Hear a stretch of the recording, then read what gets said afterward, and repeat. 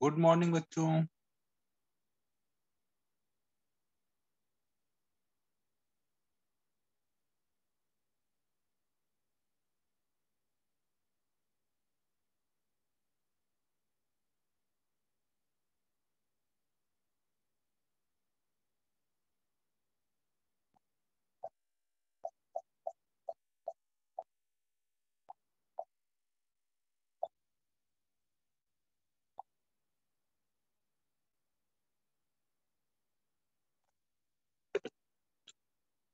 Last time तो कुछ homework नहीं दिया था ना।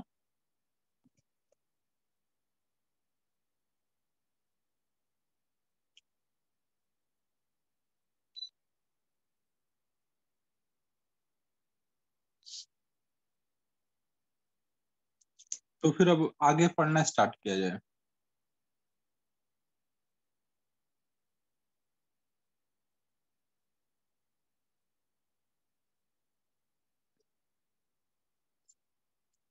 तो देखो अभी तक हमने क्या क्या देख लिया है।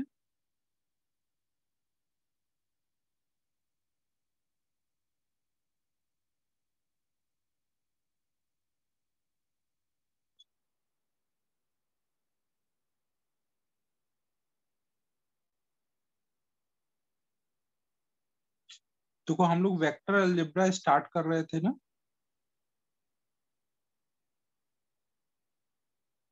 हमने वेक्टर अलजेब्रा स्टार्ट किया था ना।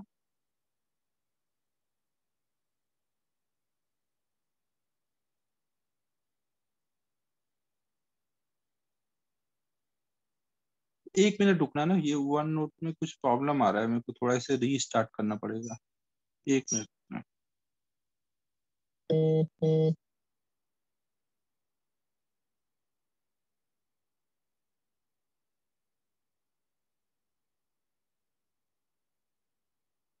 तो देखो हम लोगों ने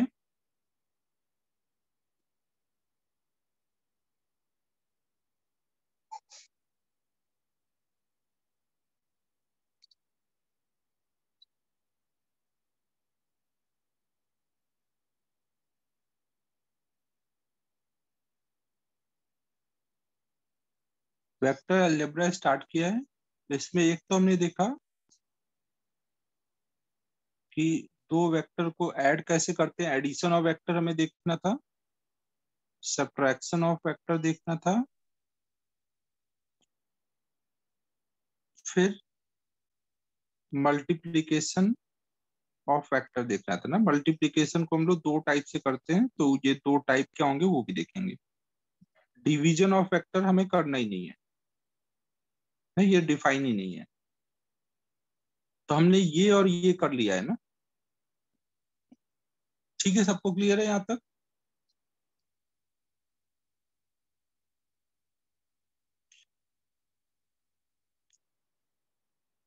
एडिशन ऑफ वेक्टर के लिए हमने क्या क्या देख लिया।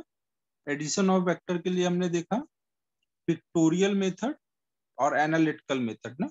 पिक्टोरियल में तीन मेथड थे, ट्रायंगल लॉ, पैरेललोग्राम लॉ और पॉलीगन लॉ ऑफ एडिशन। हाँ, फिर हमने मैथ जब इन्वॉल्व की तो उसी को एनालिटिकल मेथड बोला, और फिर सब्ट्रैक्शन ऑफ वेक्टर देखा।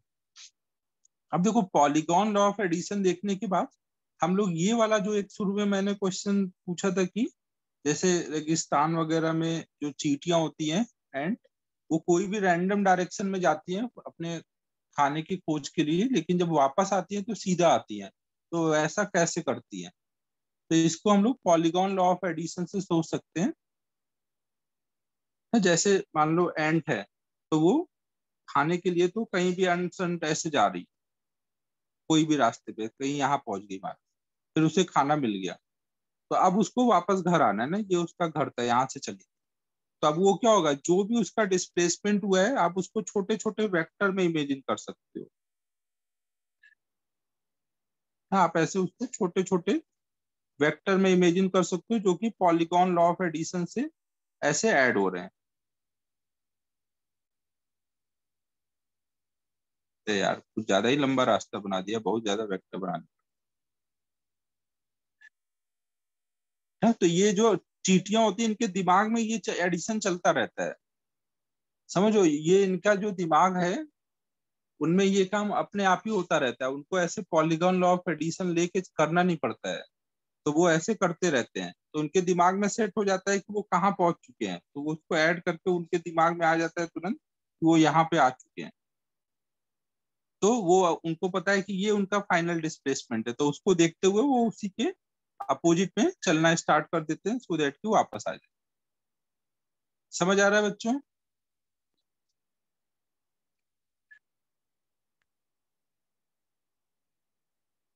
डिस्टेंस वो कितना भी कवर करे, लेकिन वो पॉलीगॉन लॉ ऑफ एडिशन से ऐसे करके समझ जाते हैं कि एक्चुअल में वो कहाँ पहुंचे हुए हैं, और उसके अकॉर्डिंग ही फिर वापस रिटर्न आते हैं ना। सारे उनके वेक्टर ऐसे हेड टू टेल ऐसे वो ज्वाइन करते जाते हैं और सोच लेते हैं कि कहाँ पर है।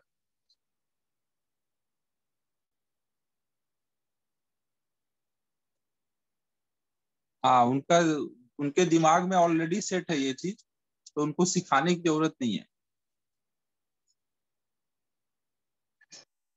तो देखो, एडिशन और सब्ट्रैक्शन हो चुका है हमारा।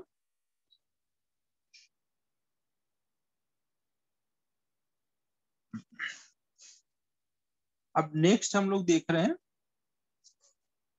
Resolution of vector. Resolution of vector देखने के बाद उसका जो रिजोल्यूशन ऑफ वेक्टर देखने जा रहे हैं उसका तीनों में यूज होता है, एडिशन में भी, सब्ट्रैक्शन में भी, मल्टीप्लिकेशन में भी।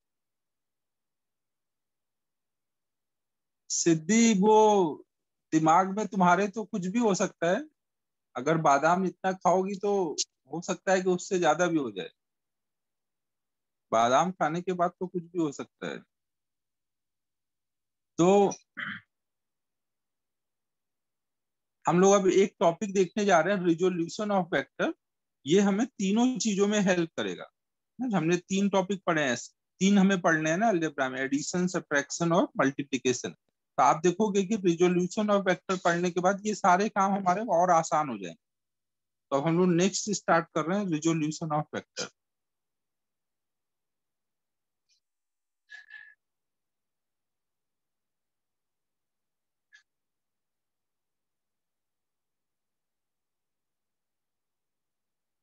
रिजोल्यूशन ऑफ वेक्टर पता है बच्चों क्या होता है?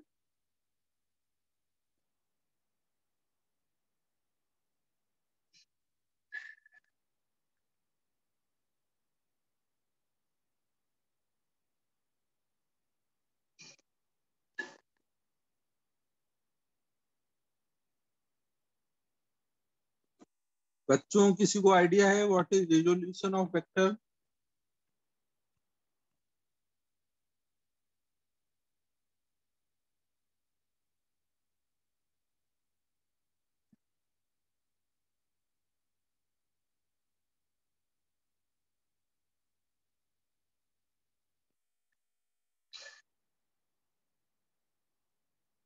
हाँ, ये तो ड्रॉ कर ही लो, जो भी लिखा है बोर्ड पे वो सब तो ड्रॉ करना ही है।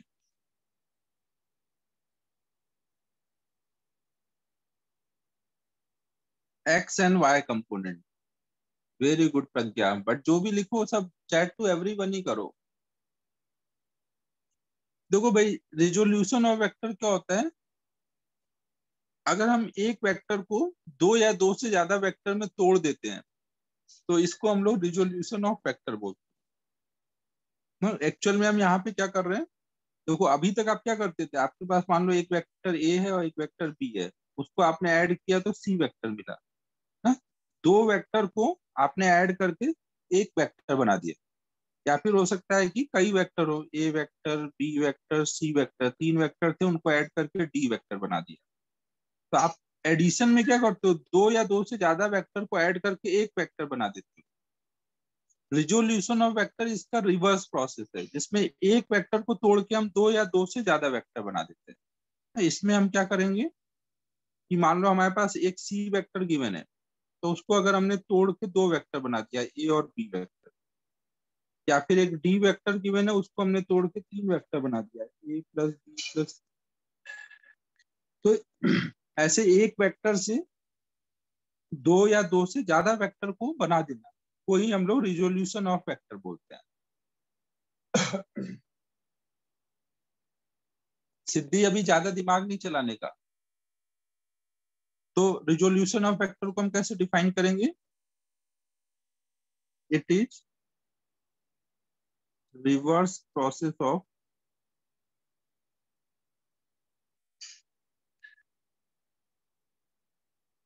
Addition of vector.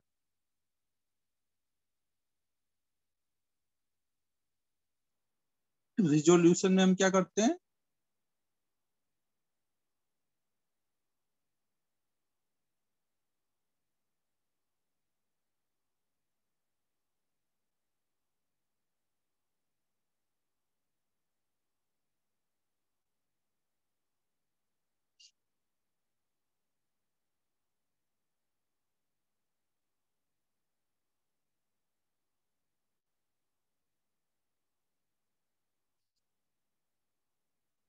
अब देखो ये रिजोल्यूशन हम करते क्या है, कैसे हैं? जैसे मान लो हमारे पास एक वेक्टर ए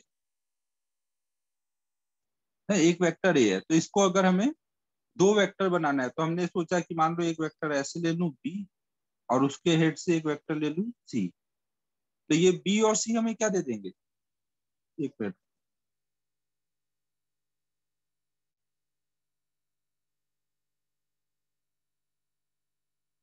हमने देखो यहाँ पर एक वेक्टर ए गिवन था, तो उसको हमने एक बी वेक्टर और एक सी वेक्टर, ऐसे दो वेक्टर से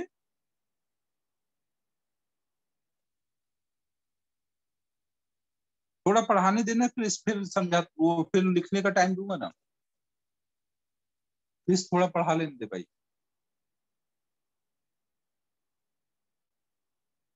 ना, एक वेक्टर ए था, इसको हमने बी वेक्टर और सी वेक्टर में ऐसे रिजॉल्व कर दिया। तो यहाँ पे हम बोल सकते हैं कि A vector is equal to B vector plus C vector. अब देखो जब मैंने इसको रिजॉल्व किया है, इस वेक्टर को मैं लिख सकता हूँ ना, बी वेक्टर और सी वेक्टर का सम है ना, बी वेक्टर और सी वेक्टर का सम है ये। यहाँ पे एंगल ये 90 नहीं है ना, ये ध्यान रखना, थोड़ा डायग्राम अच्छा नहीं बना है, मैं डायग्राम और अच्छा बना देता हूँ।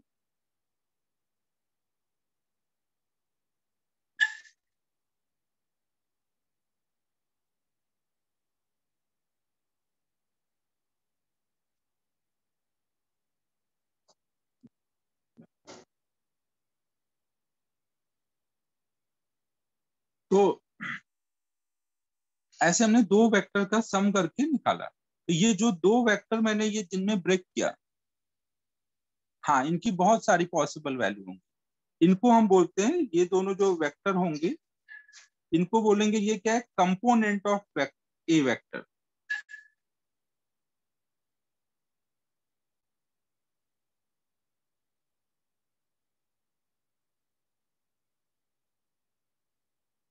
जब भी आप कोई एक वेक्टर को ब्रेक करके दो या दो से ज्यादा वेक्टर में लिखोगे, तो जो ये वेक्टर लिखोगे, इन सब वेक्टर को क्या बोलते हो? कंपोनेंट है। किसके? इस वेक्टर के है। इसी वेक्टर को बनाने के लिए आपने कई वेक्टर यूज किए, तो वो सब उसके कंपोनेंट बोलोगे। ठीक है बच्चों, अब मुझे एक चीज ये बताओ कि जो कंपोनेंट होंगे, क्या वो जो एक्चुअल वेक्टर होगा उससे छोटा होगा या बड़ा होगा? Component of a vector actual vector से छोटा होता है, बड़ा होता है?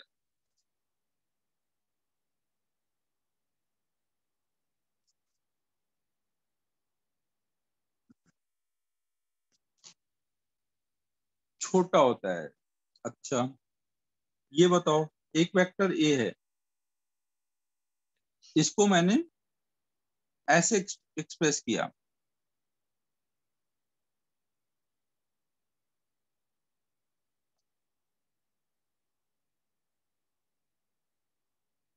क्या मैं यहाँ पे लिख सकता हूँ A vector is equal to B vector plus C vector? क्या मैं ऐसे लिख सकता हूँ? क्या मैं ऐसे लिख सकता हूँ एक वेक्टर ए को B vector plus C vector? लिख सकता हूँ भाई, इसमें क्या दिक्कत है? ट्रायंगल लॉ ऑफ एडिशन से अगर मैं बी वेक्टर और सी वेक्टर को ऐड करूंगा तो आएगा ना ए वेक्टर। लिख सकता हूँ ना ऐसे? जब ऐसे लिख सकता हूँ तो मैं बोल सकता हूँ कि बी और सी ए वेक्टर के कंपोनेंट है। तो कंपोनेंट जो होगा वो एक्चुअल वेक्टर से छोटा भी हो सकता है और बड़ा भी हो सकता है ना, वो इक्वल भी हो सकता है, कोई ऐसा नहीं है कि छोटा ही होगा ना। कंपोनेंट बोलने से हमें ऐसा लगता है कि कंपोनेंट है, उसका पार्ट है तो उससे तो छोटा ही होगा, बट ऐसा है नहीं।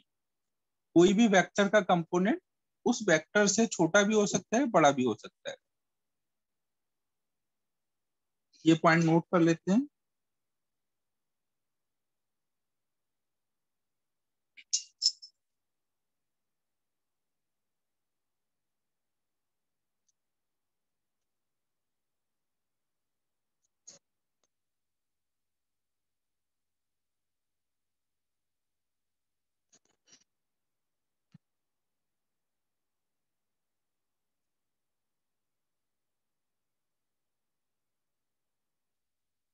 अब ये नोट कर लो पहले इतना, यहाँ से आज हम लोगों ने शुरू किया था ना। हम लोग वेक्टर अलजेब्रा पढ़ रहे हैं, उसमें हमने एडिशन सब्ट्रैक्शन पढ़ लिया है, मल्टीप्लिकेशन पढ़ना है, बट उससे पहले हम लोग रिजोल्यूशन ऑफ वेक्टर पढ़ रहे हैं।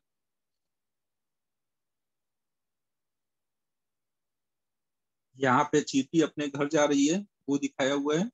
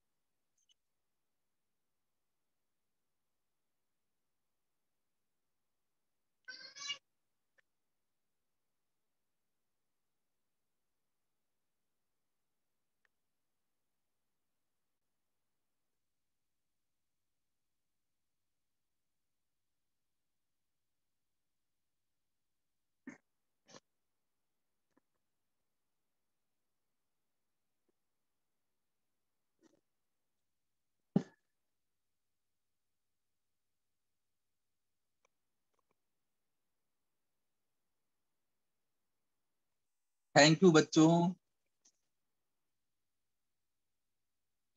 ज्यादा कोई बड़ाई कर देता है मेरे आर्ट की तो बस अगला डायग्राम एकदम ही गड़बड़ बन जाता है।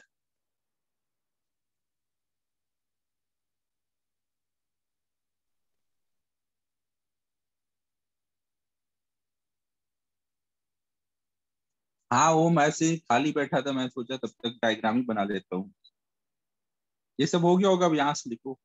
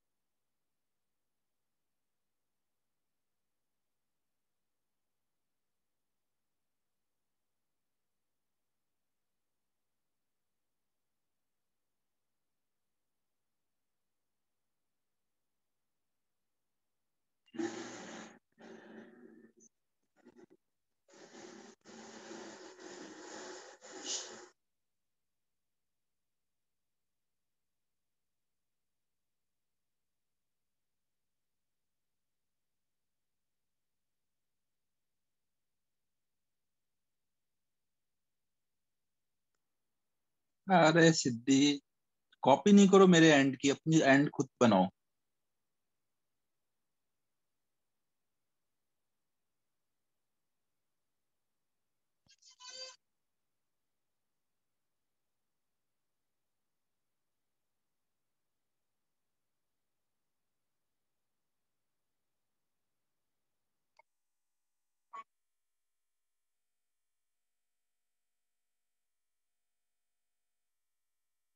स्माइलिंग एंड कर दिया।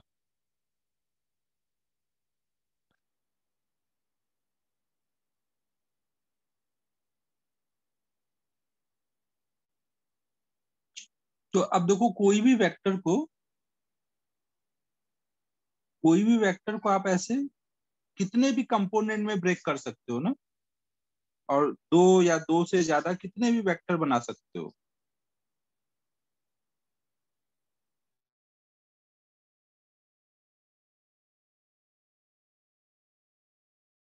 सी वेक्टर, डी वेक्टर, ऐसे तीन कंपोनेंट में ब्रेक कर दिया।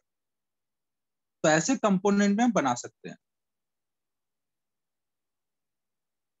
साक्षी सातपुते ने बताया है कि एंड को 6 लेग होते हैं। इसके 2 लेग दिख नहीं रहे हैं साक्षी को, पीछे दबे होंगे, पैर के पीछे होंगे वो। बने 6 ही लेग हैं, दो मन की आंखों से देखना पड़ेगा।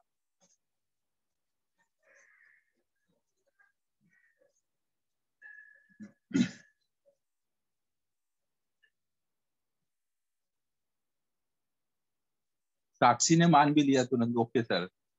एक तो चैट टू एवरीवन करना साक्षी, डायरेक्ट मैसेज मत कर। तो देख लो बच्चों, जब आप रिजॉल्व कर रहे हो वेक्टर को, तो वेक्टर के बीच में ये एंगल कुछ भी हो सकता है ना। ये वेक्टर के बीच में जैसे बी सी डी क्या है, ये सब कंपोनेंट ऑफ वेक्टर है। तो इनके बीच का ये एंगल कुछ भी हो सकता है।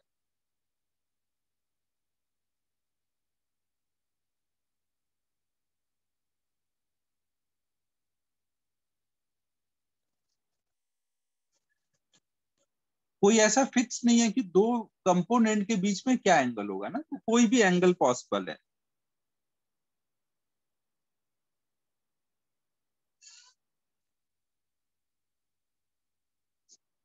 हाँ वो सही बात है।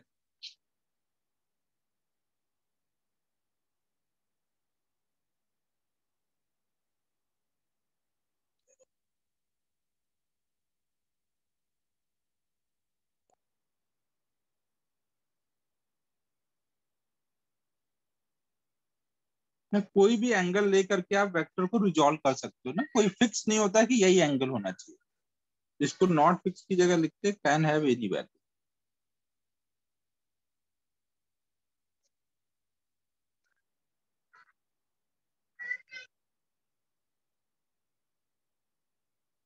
तो अगर मान लो,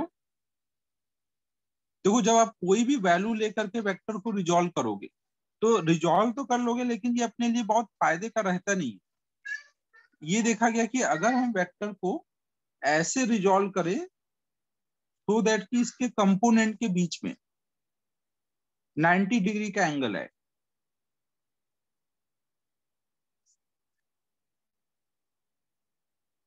अभी देखो, ये दोनों वेक्टर के बीच में 90 डिग्री एंगल है, बी और सी के बीच में। तो जब कंपोनेंट के बीच में 90 डिग्री का एंगल रहेगा, उस सिचुएशन में हम बोलते हैं कि ये जो कंपोनेंट है, ये रेक्टेंगुलर कंपोनेंट है। यहाँ पे बी और सी कैसे कंपोनेंट है? रेक्टेंगुलर कंपोनेंट है।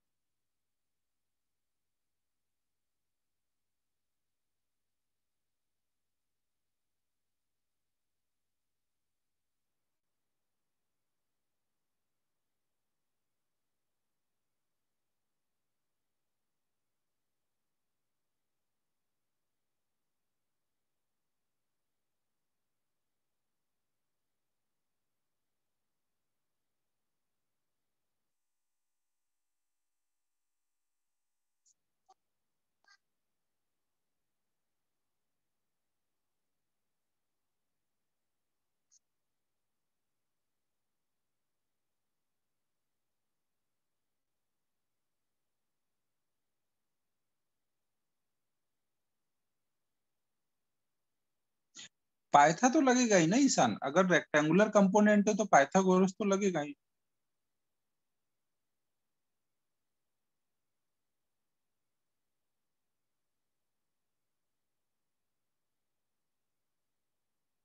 आप सोचो अगर बी और सी दो वेक्टर को ऐड कर रहे हो, अगर बी और सी दो वेक्टर को ऐड कर रहे हो तो आप क्या करते, B square plus C square plus 2bc cos theta. B और सी के बीच का एंगल 90 है ना, तो कॉस्ट वाला टर्म जीरो हो जाता है, तो बचता क्या अंडर रूट में B square plus C square, वही रिजल्टेंट का होता है ए स्क्वायर। पाइथागोरस तो लगा ही ना। लेकिन अभी आप मैग्नीट्यूड नहीं लिख रहे हो, अभी आप क्या करो, वेक्टर एडिशन करो कि आप बी और सी को ऐड करो तो ये आएगा। इसको लिखने का क्या मतलब है, इसको लिखने का मतलब है कि बी और सी को हम डायरेक्शन के साथ अगर ऐड करें तो हमें ए वेक्टर मिलेगा ना, इसको लिखने का ये वेक्टर है, मतलब है ना। ये नहीं कि यहाँ पर आपका 3 है यहाँ पे 4 है तो आप 3 + 4 7 लिख रहे हो, ये मतलब नहीं है। मैग्नीट्यूड केवल नहीं ऐड कर रहे हैं, हम यहाँ पे लिख रहे हैं कि बी और सी को डायरेक्शन के साथ ऐड करें तो ये आएगा, इसको लिखने का ये सेंस। समझो, आप इसको क्या पढ़ रहे हो, आप पढ़ रहे हो कि बी वेक्टर का मैग्नीट्यूड प्लस सी वेक्टर का मैग्नीट्यूड बराबर है ए वेक्टर के मैग्नीट्यूड के। मतलब ये 3 है ये 4 है तो आप 3 + 4 7 होगा, और जबकि ए वेक्टर 5 होगा, तो आप ऐसे सोच रहे हो, मैग्नीट्यूड नहीं लिख रहा हूं मैं।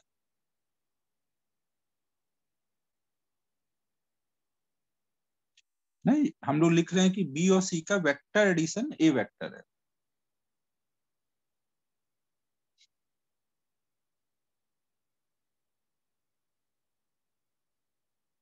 ठीक है बच्चों, तो जब हम दो वेक्टर, कोई भी एक वेक्टर को ऐसे रिजॉल्व करें कि उसके कंपोनेंट 90 डिग्री पर हो, तो उनको हम रेक्टेंगुलर कंपोनेंट बोलते हैं। और ये रेक्टेंगुलर कंपोनेंट जब रहते हैं तो ये अपने लिए फायदा करते हैं, इससे हमें बहुत सारे काम हमारे आसान हो जाएंगे। समझ आ रहा है बच्चों, तो हम अब जो आगे पढ़ने जा रहे हैं वो केवल ऐसे ही कंपोनेंट होंगे जो 90 डिग्री पे होंगे, रेक्टेंगुलर कंपोनेंट के बारे में पढ़ने जा रहे हैं। यहाँ तक नोट हो गया है ना, यहाँ ये वाला पार्ट नोट हो गया है।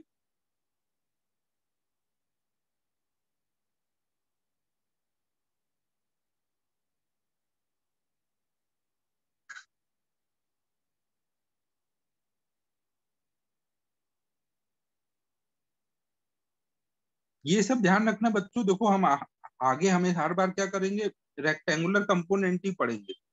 रेक्टेंगुलर कंपोनेंट जब पढ़ोगे तो वहां पे हमेशा जो कंपोनेंट आएगा वो एक्चुअल वेक्टर से छोटा आता है ना, ज्यादा से ज्यादा उसके इक्वल हो सकता है ना। ये वाला जो पार्ट होगा, अगर ये वाला पार्ट नहीं हुआ तो उसके ज्यादा से ज्यादा इक्वल हो सकता है या छोटा होगा हमेशा। लेकिन रेक्टेंगुलर कंपोनेंट में ऐसा होता है, और हम अब आगे यही पढ़ने जा रहे हैं तो हमारे दिमाग में ये सेट हो जाता है कि कंपोनेंट हमेशा छोटा होता है। बट ऐसा नहीं है ना, स्टेटमेंट पूछे जाएंगे आपको जेई में, ऐसे क्वेश्चन आते हैं कि कोई भी वेक्टर का कंपोनेंट क्या उससे छोटा ही होगा, तो ऐसा नहीं है ना। रेक्टेंगुलर कंपोनेंट छोटा होता है, अदरवाइज अगर केवल आपने कंपोनेंट बनाया तो वो कुछ भी हो सकता है। समझ आ रहा है बच्चों मैं क्या बोल रहा हूँ, ऐसे स्टेटमेंट पूछे जाएंगे।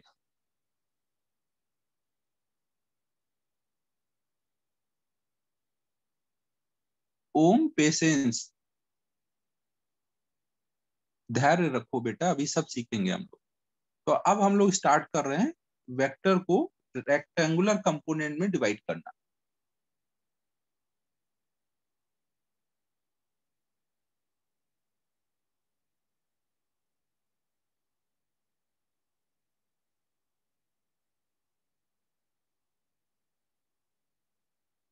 ये क्या है यार,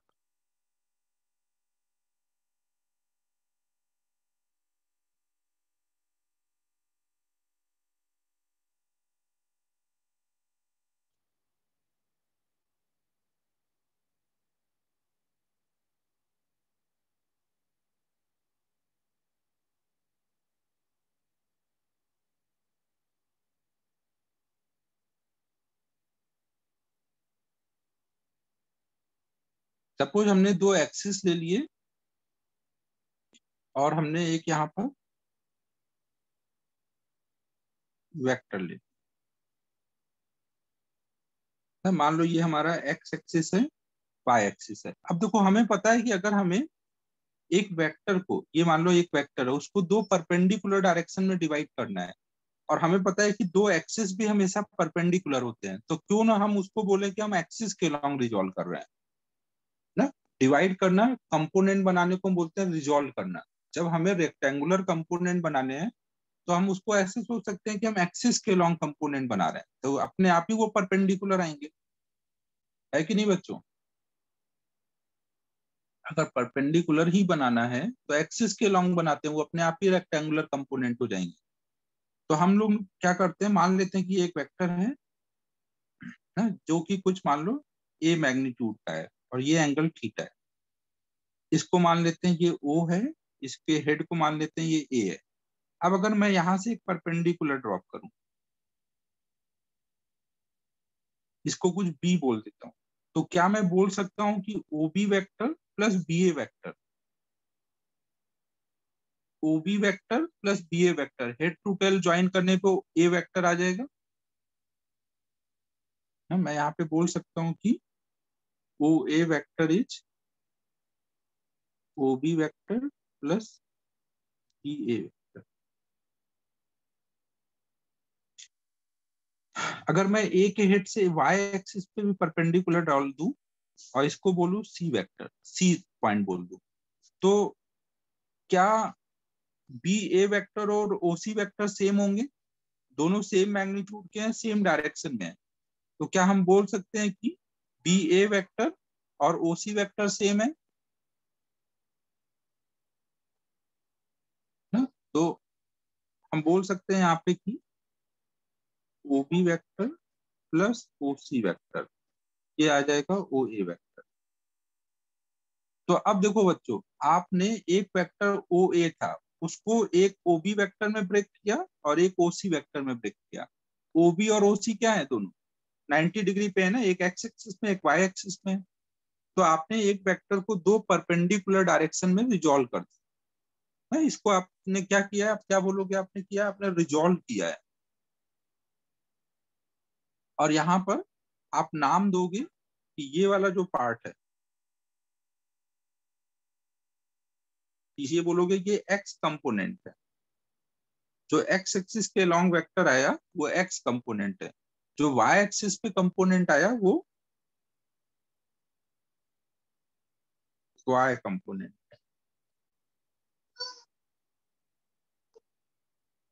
ठीक है बच्चों।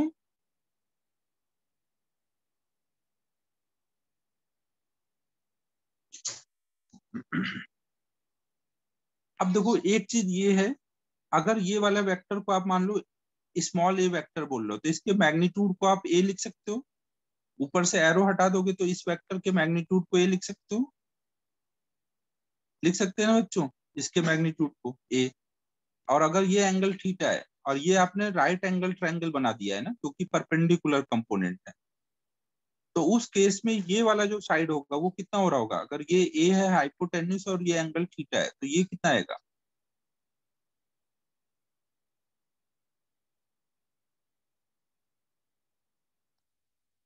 थीटा के एडजेसेंट वाली साइड कितनी होती है, कॉस ना। थीटा के एडजेसेंट वाली साइड कॉस थीटा होती है, ए कॉस थीटा। अब ये मैं पहले समझा चुका हूं ना, अब दोबारा नहीं समझा रहा हूँ। राइट एंगल ट्रायंगल में cos theta equal to base upon hypotenuse लगाओ और बेस निकालोगे तो वो हाइपोटेन्यूस इंटू कॉस थीटा आ जाएगा। तो ये वाला पार्ट हमारा है ए कॉस थीटा, और ये वाला पार्ट कितना आएगा, थीटा के सामने वाली साइड। ये मैंने आपको याद कराया हुआ है पहले ही ना, ए साइन थीटा, मतलब ये वाला साइड कितना होगा, ए साइन थीटा।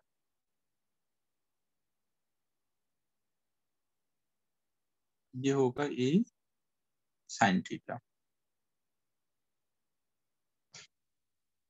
अब देखो कोई भी वेक्टर को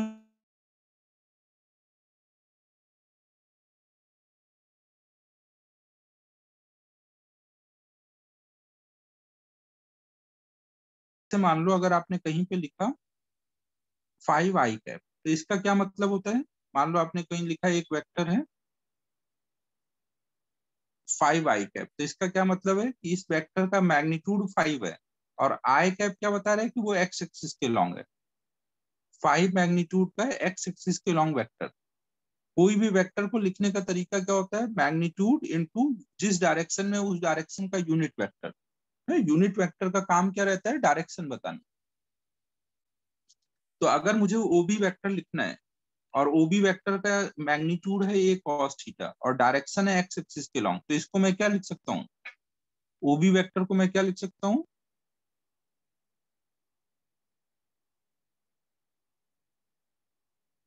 ए कॉस थीटा आई कैप।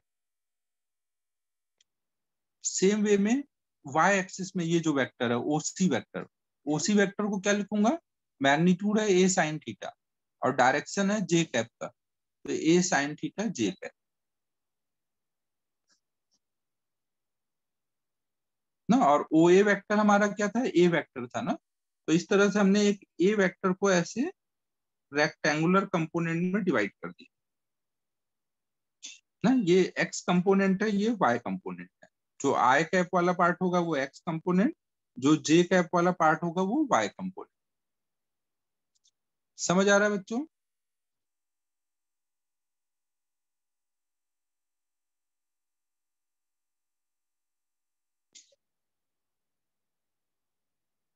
तो अब देखो, कभी भी आपको कोई वेक्टर को रिजॉल्व करना रहेगा तो अब इतना हम नहीं सोचेंगे, हर बार हमें रिजॉल्व करने के लिए क्या करेंगे, वेक्टर के टेल पर ना, वेक्टर के टेल पे एक्स एक्सिस और वाई एक्सिस बना देंगे ना। इस वेक्टर को अगर मुझे रिजॉल्व करना है तो इसके टेल पर एक्स एक्सिस और वाई एक्सिस बनाएंगे और इसके हेड से,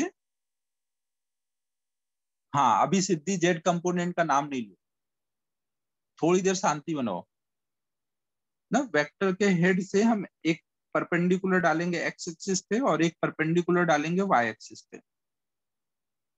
तो एक्स पे जितनी लेंथ कट होगी वो इंटू आई कैप एक्स कंपोनेंट हो जाएगा, वाई एक्सिस पे जितनी लेंथ कट होगी वो इंटू जे कैप जे कंपोनेंट हो जाएगा, वाई कंपोनेंट हो जाएगा। फिर दोनों को ऐसे ऐड करके लिख देंगे। समझ आ रहा है बच्चों? वेक्टर को हम कैसे रिजॉल्व करेंगे, ये नोट कर लो।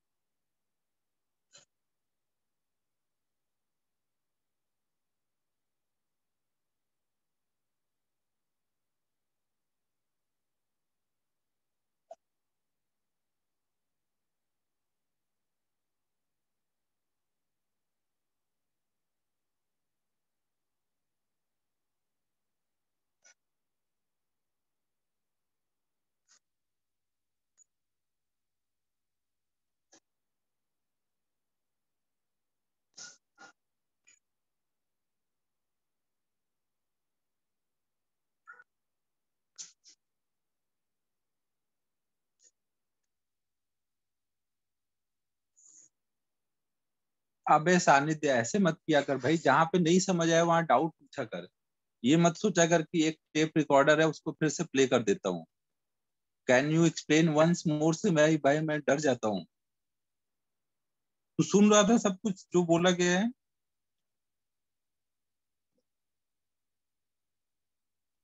देखो ये वाला पार्ट बोल रहे हो, ओबी को कैसे लिख दिया, ओसी को कैसे लिख दिया,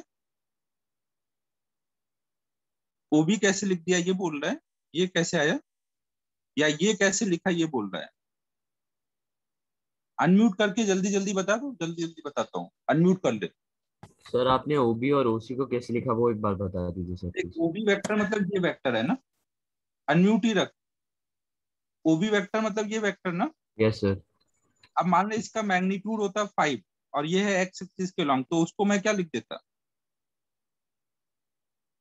अगर वो एक्स एक्सिस के लॉन्ग है और मैग्नीट्यूड है 5 तो मैं लिखूंगा 5 आई कैप। तो इसका क्या मतलब होगा, कि उसकी लेंथ है 5 और वो एक्स एक्सिस के लॉन्ग है। सानिध्य, ओके जल्दी सर। जल्दी हाँ या ना कर भाई। हाँ यस सर, यस सर। तो अब देखिए वो जो 5 है, 5 को भी सिंबल में लिखा हुआ है ए कॉस थीटा। जब ए की वैल्यू डालूंगा, थीटा की वैल्यू डालूंगा तो कुछ नंबर आएगा ना, ये उसका मैग्नीट्यूड है।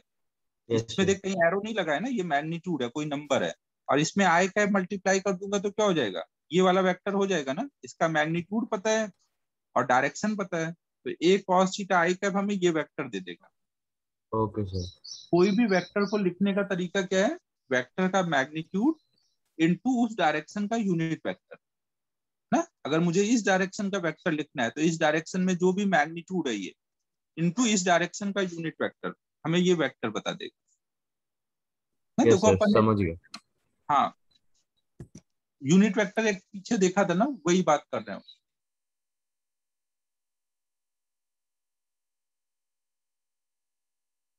देखो बच्चों, हमने पीछे देखा था ना कि कोई भी यूनिट वेक्टर को हम ऐसे लिखते थे, वेक्टर अपॉन में उसका मैग्नीट्यूड ना। तो अगर हम इसको इधर ले आए तो हम इसको ऐसे सोच सकते हैं, vector equal to A into ऐसे। तो इसका क्या मतलब होगा कि कोई भी अगर वेक्टर को मुझे लिखना है, ए वेक्टर को लिखना है, तो ए वेक्टर का मैग्नीट्यूड और वो जिस डायरेक्शन में उधर का यूनिट वेक्टर मल्टीप्लाई कर दो तो पूरा वेक्टर आ जाएगा ना। कोई भी वेक्टर को अगर हमें कभी लिखना रहेगा तो हम ऐसे सोच सकते हैं।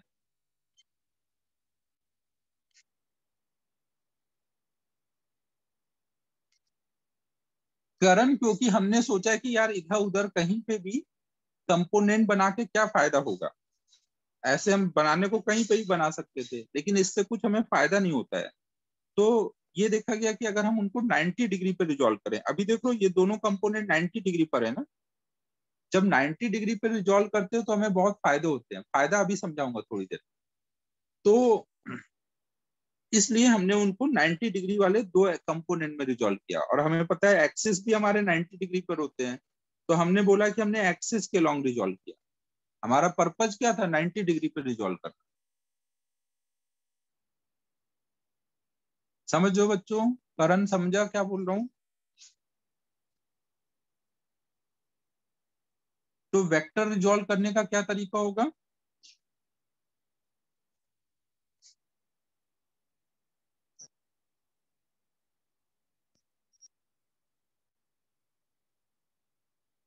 वेक्टर रिजॉल्व करने का क्या तरीका होगा, पहला पॉइंट,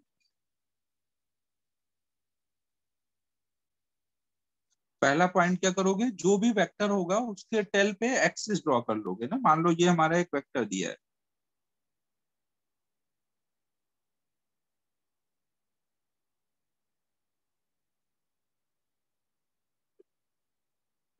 क्या बात है, सिद्धि ने बताया कि वेक्टर रिजॉल्व करना है तो उसको तोड़ दो, एक्स और वाई कंपोनेंट। वाह वाह। तो कोई भी वेक्टर को अगर हमें रिजॉल्व करना होगा तो हम क्या करेंगे, उस वेक्टर के टेल पर एक्सिस ड्रॉ कर लेंगे ना, एक्स एक्सिस और वाई एक्सिस ना। हम लोग उसके टेल पर एक्सिस ड्रॉ करेंगे। पहला स्टेप हमेशा क्या करेंगे, draw axis at tell of vector. फिर सेकेंड पॉइंट क्या रहेगा ना, एक बार आपने एक्सिस ड्रॉ कर लिया तो उसके बाद जो भी वेक्टर होगा,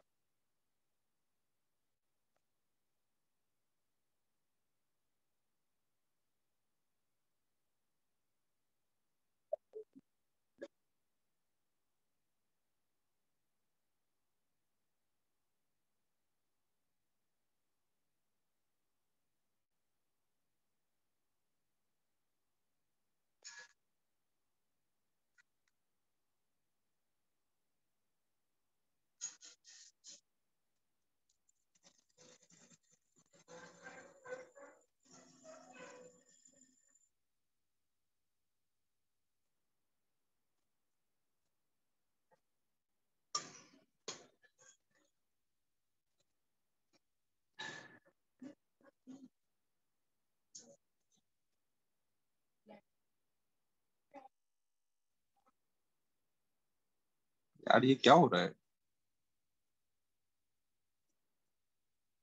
डायग्राम ही नहीं बन रहा है यार।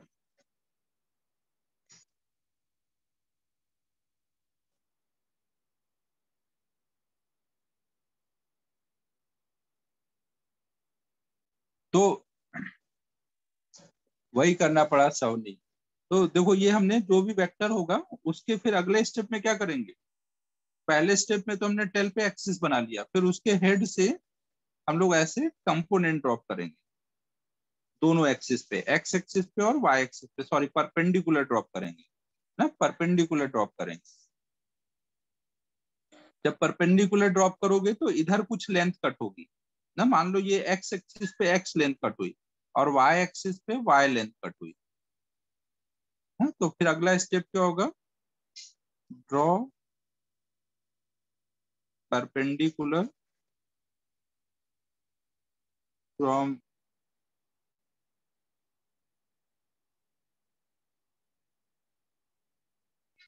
Head of vector on x on axis ना।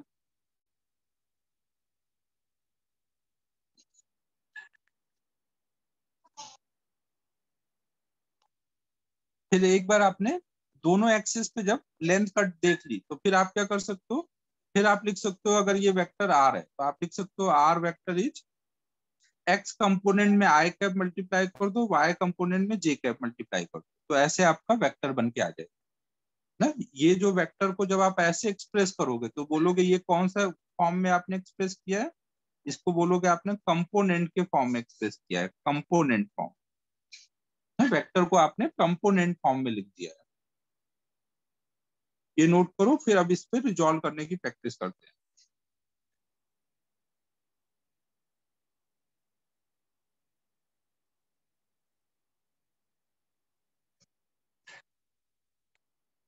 श्रवणी कुछ नया नहीं लिखी इधर भी तुम,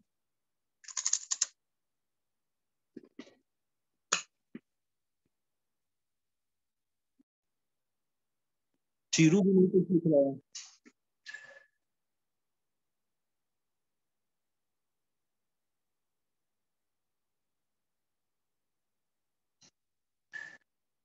नीचे अब कुछ है ही नहीं है भाई, सिद्धि कहाँ लिखेगी, यही तक है।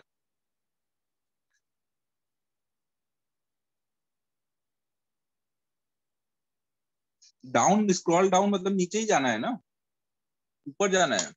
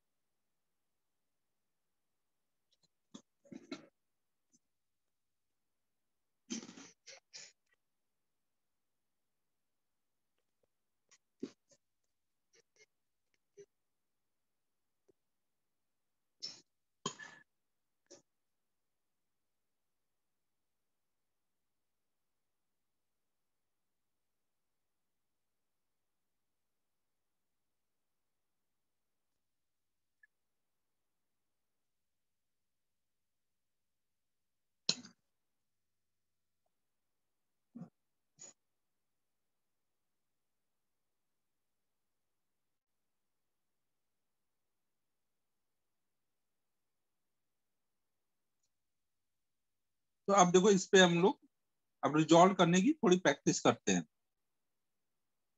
मान लो हमारे पास कोई वेक्टर है,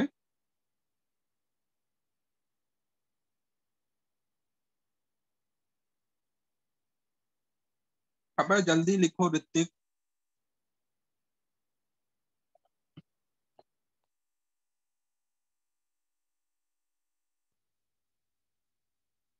ऋतिक नाम है तेरा ना, ऋतिक।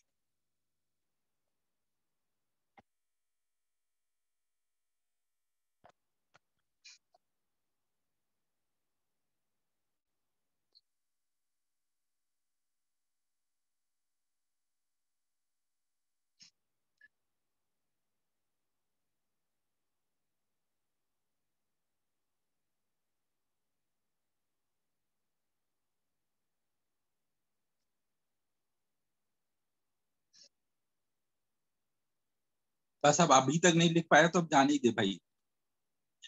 तो अब देखो हम लोग क्या कर रहे हैं, मान लो हमारे पास एक वेक्टर है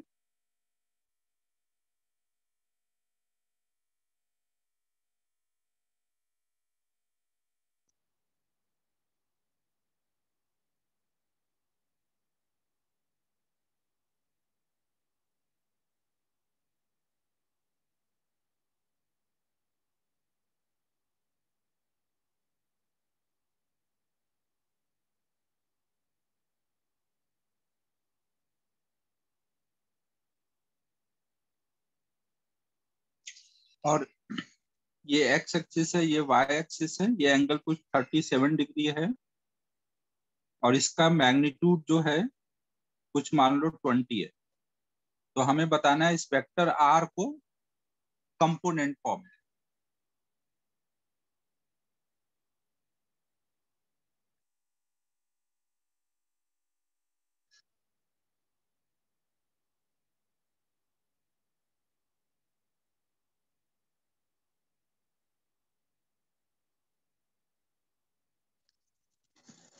करो बच्चों जल्दी।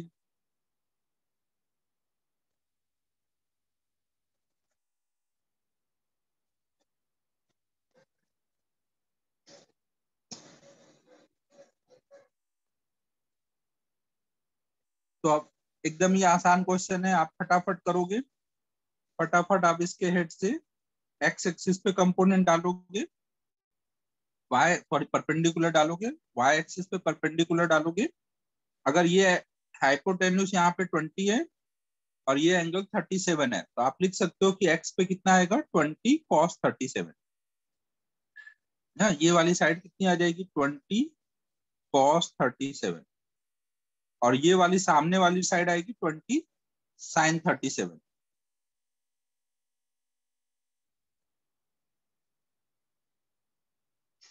नहीं, तो सामने वाली जितनी साइड आएगी वही ये भी होगी ना 20 sin 37।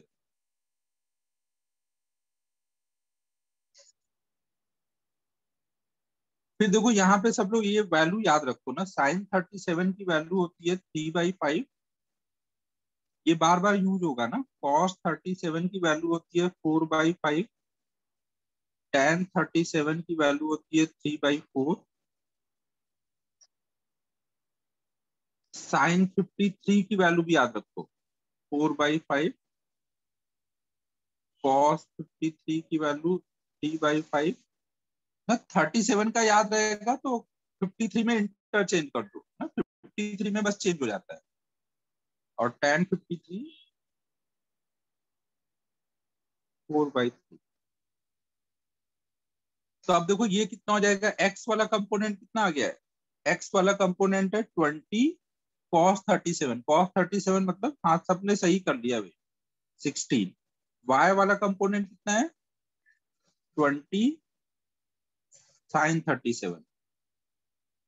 अब एक्स और वाई कंपोनेंट पता चल गया तो वेक्टर आर को आप लिख सकते हो 16 × i कैप और 12 × j।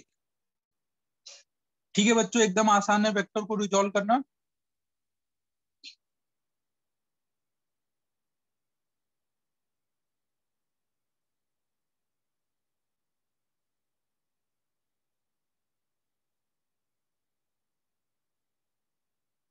तो अब फटाफट एक और कर दो।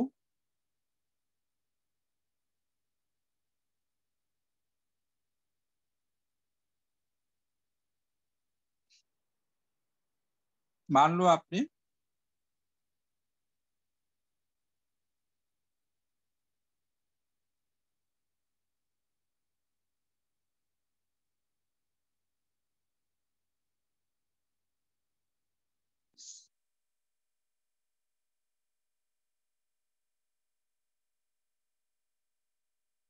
हमारा ये एक्सिस है, एक्स एक्सिस, वाई एक्सिस और एक वेक्टर कुछ इधर को है जिसका मैग्नीट्यूड है कुछ 50 और ये एंगल है कुछ 37 डिग्री।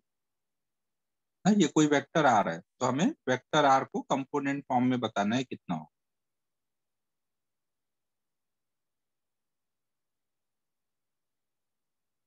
करो जल्दी।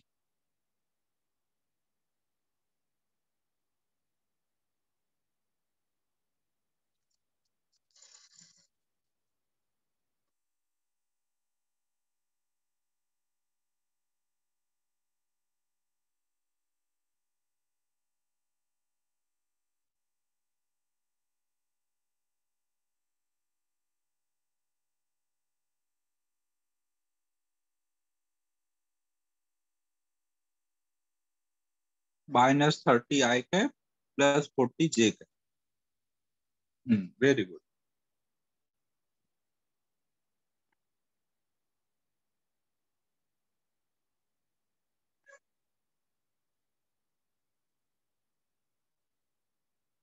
तो हम लोग क्या क्या कर लेंगे, वेक्टर के हेड से परपेंडिकुलर डालेंगे। इस बार एक्स एक्सिस पे कंपोनेंट परपेंडिकुलर ऐसे आएगा ना, और वाई एक्सिस पे परपेंडिकुलर ऐसे आ रहा हो।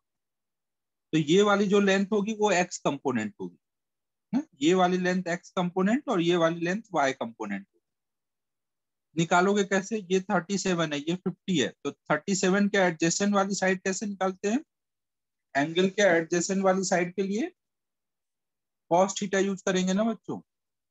37 के इधर के लिए कॉस थीटा यूज कर देंगे, तो ये आ जाएगा 50 कॉस 37। और 37 के सामने वाली साइड, ये वाली जितनी साइड आएगी वही ये वाली आएगी। 37 के सामने वाली के लिए क्या यूज करेंगे, 50 साइन 37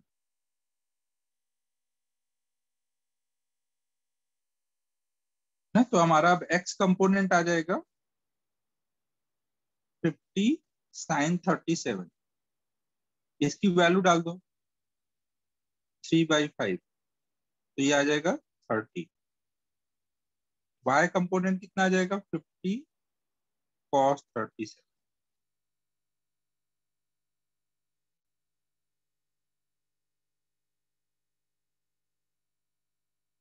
अब देख लो एक चीज यहाँ पे कि ये एक्स कंपोनेंट इस बार निगेटिव एक्स एक्सिस पे है। अगर कोई कंपोनेंट निगेटिव एक्सिस पे आएगा तो निगेटिव एक्सिस का यूनिट वेक्टर मल्टीप्लाई करेंगे ना। इधर का यूनिट वेक्टर कौन सा होगा, अगर इधर का प्लस आई कैप है तो इधर का यूनिट वेक्टर कौन सा होगा,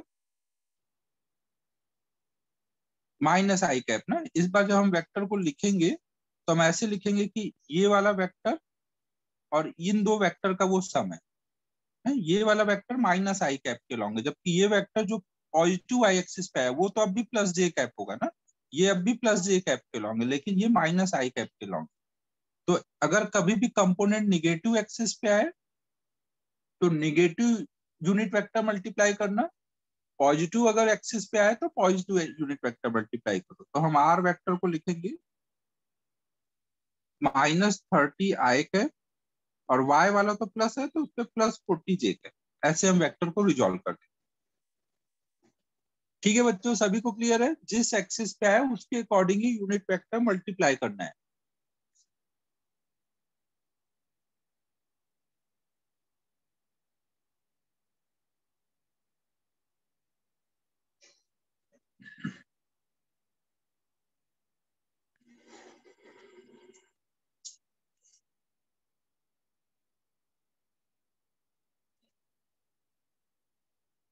हाँ करो करो करो। सर आवाज आ रही है? हाँ आ रही है। सर वो जो हमने 50 cos 37 वाला लिखा है वाई एक्सिस पे, तो वो एक्स कंपोनेंट होगा ना? वो कौन सा कंपोनेंट होगा? एक्स होना चाहिए ना वो वाला, मतलब जिसका आंसर 40 आ रहा है। जिस एक्सिस पे कंपोनेंट आएगा उसी पे बोलोगे ना। ये जो आप कंपोनेंट निकालोगे, ये 50 है, ये 37, तो ये वाली साइड कौन से एक्सिस पे आ रही है? वाई। वाई पे, तो इसको वाई कंपोनेंट बोलोगे ना, इसको क्यों एक्स कंपोनेंट बोलोगे? ये वाला जो सामने वाला आएगा वो ये होगा, इसको बोलोगे ना एक्स कंपोनेंट। और फिर ट्रिग्नोमेट्री लगा के मैंने निकाल दिया कि भाई ये 50 है, ये 37, तो ये 50 कॉस 37 होगा। ट्रिग्नोमेट्री में थोड़ी कोई चेंज हो जाएगा, वो तो वैसे ही निकालोगे ये कितना है और ये कितना है। जिस हाँ एक्सिस पे सर। जो कंपोनेंट आएगा वो करना है ना। ये नहीं करना है कि कॉस आया तो वो एक्स होगा, साइन आया तो वाई होगा। वो तो डिपेंड करेगा एंगल किसके साथ दिया है। इसके साथ एंगल होता तो फिर इधर कॉस आता है, इसके साथ एंगल है तो इधर कॉस आएगा। हाँ ठीक है, सर। समझ रहे हो ना? Thank you sir.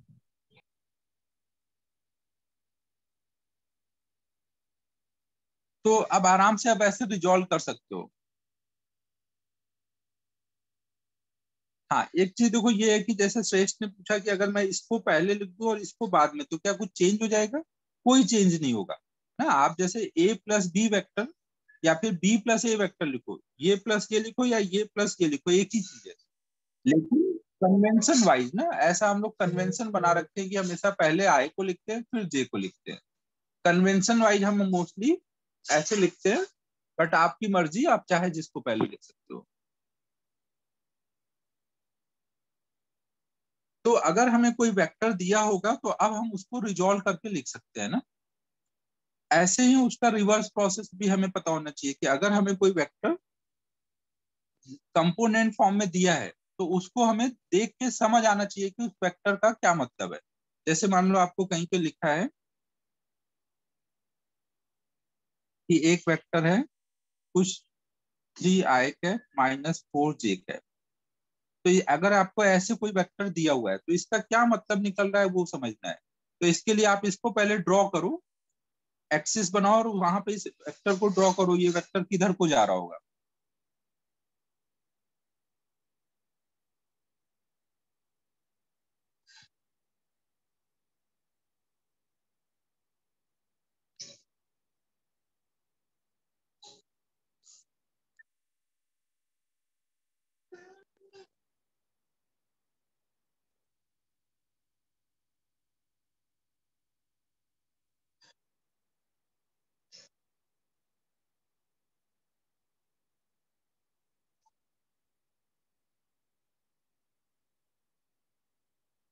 हाँ, फोर्थ क्वाड्रेंट में जा रहा होगा ना। आप जब इस बार इसको ड्रॉ करोगे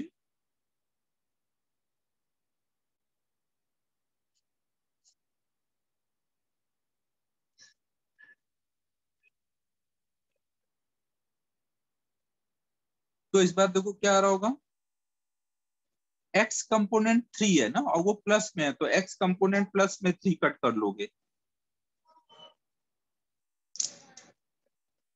और y कंपोनेंट माइनस में 4 है तो y कंपोनेंट माइनस में 4 कट कर लोगे ना। तो अब हमें पता है यहाँ पे कहीं वेक्टर का हेड होगा ना, उसके हेड से ही परपेंडिकुलर ड्रॉप किया गया होगा ना। तो इसको ये जो मिलाने वाला वेक्टर आ रहा होगा ना, यही हमारा वेक्टर आर होगा।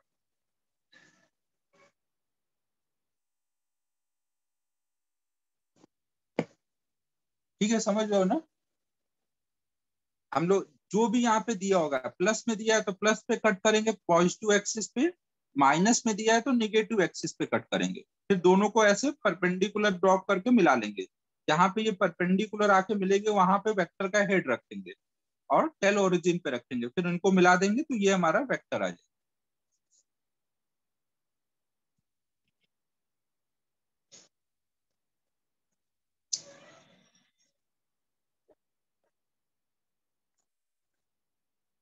ठीक है बच्चों, समझ आ रहा है मैं क्या बोल रहा हूँ। और अगर आपको ये एंगल निकालना है कि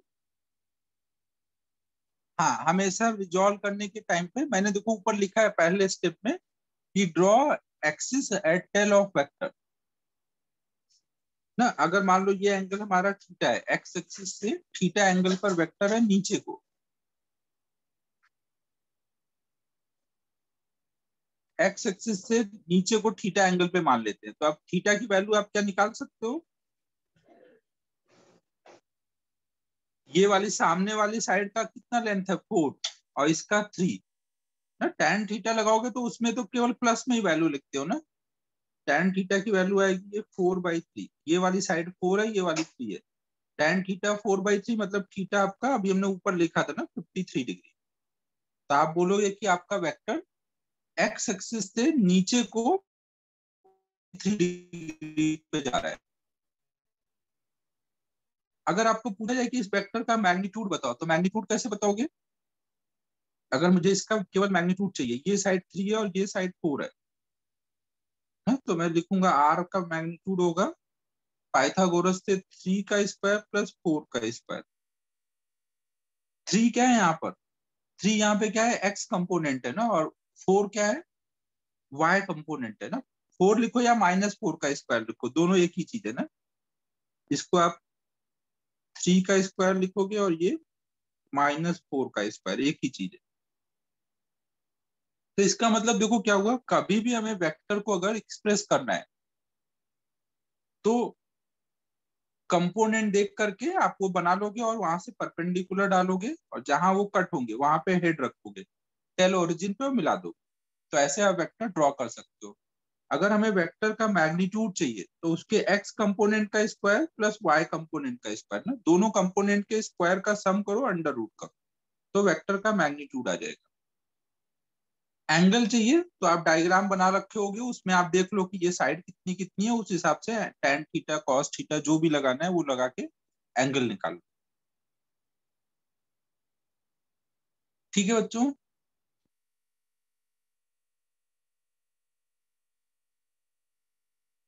तो मान लो हमें कोई वेक्टर अगर ऐसे दिया है, vector r is x i cap y j cap, तो अगर हमें वेक्टर r का मैग्नीट्यूड पूछा जाए तो हम कैसे लिखेंगे?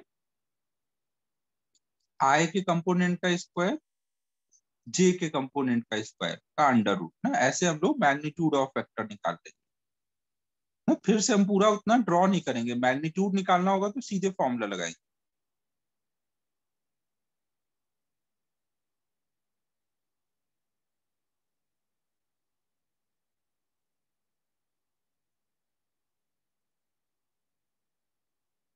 और मैग्नीट्यूड निकालने में स्क्वायर होना है, तो चाहे प्लस में कंपोनेंट हो या माइनस में, स्क्वायर के टाइम में तो वो प्लस ही हो जाएगा ना। कोई भी वेक्टर है, मान लो हमें बोला गया कि एक आर वेक्टर है जो कि है 10 आई कैप प्लस 20 जे कैप, पूछा जाए वेक्टर आर का मैग्नीट्यूड बताओ, तो आप सीधे क्या कर दोगे? वेक्टर आर का मैग्नीट्यूड मतलब एक्स कंपोनेंट का स्क्वायर प्लस वाई कंपोनेंट का स्क्वायर।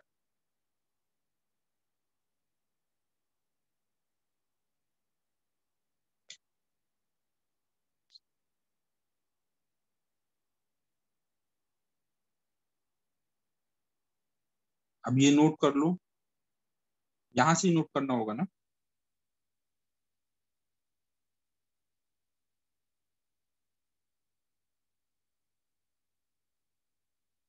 डायरेक्शन के लिए एक्सिस बनाओ और उस पे वेक्टर को दिखा दो, और जो भी एंगल निकालना है एक्स से या वाई से वो निकाल के बता दो ना। मान लो मुझे इस वेक्टर का डायरेक्शन बताना है तो मैं ऐसे एक्सिस बना लूंगा, फिर मैं बोलूंगा भाई एक्स वाला कंपोनेंट, हाँ वही न्यूमेरिकली बता रहा हूँ, एक्स वाला कंपोनेंट 10 है। डायरेक्शन के लिए हमेशा बेटर आप एक्सिस बना के ही सॉल्व करो ना, केवल फॉर्मूला मत लगाओ। फॉर्मूला हम लोग ऐसे लिखते हैं tan equal to Y by X, but उसमें कई बार कंफ्यूजन होगी ना, इसलिए आप डायग्राम बना करके उससे ही निकालो। वाई कंपोनेंट 20 है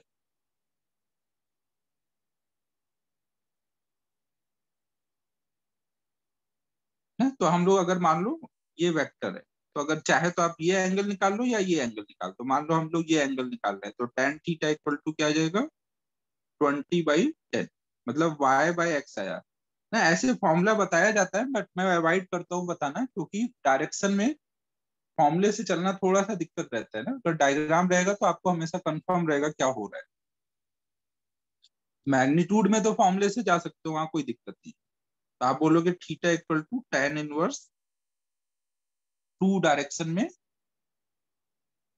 आप ऐसे बोलोगे एक्स एक्सिस से, पॉजिटिव एक्स एक्सिस से ऊपर के साइड में थीटा एंगल पर वेक्टर है ना। एंटी क्लॉकवाइज थीटा करके बताओगे ना कि एक्स एक्सिस से एंटी क्लॉकवाइज डायरेक्शन में थीटा एंगल पर वेक्टर आ रहा है जिसका मैग्नीट्यूड 10√5।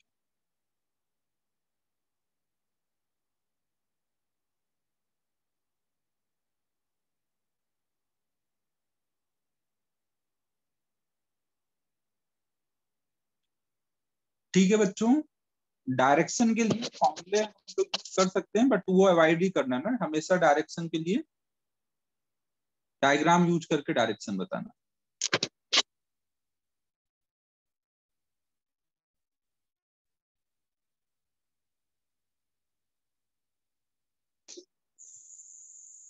नहीं, वहां पे भी सिद्धि होगा, बस उसका साइन चेंज होगा। अभी उस पे मत जाओ ना, कंफ्यूजन बढ़ेगी, इसलिए थोड़ी शांति रखो।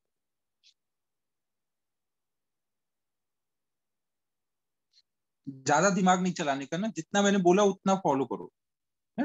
डायग्राम के लिए, वो डायरेक्शन के लिए डायग्राम बनाओ ना, वही था वैसे।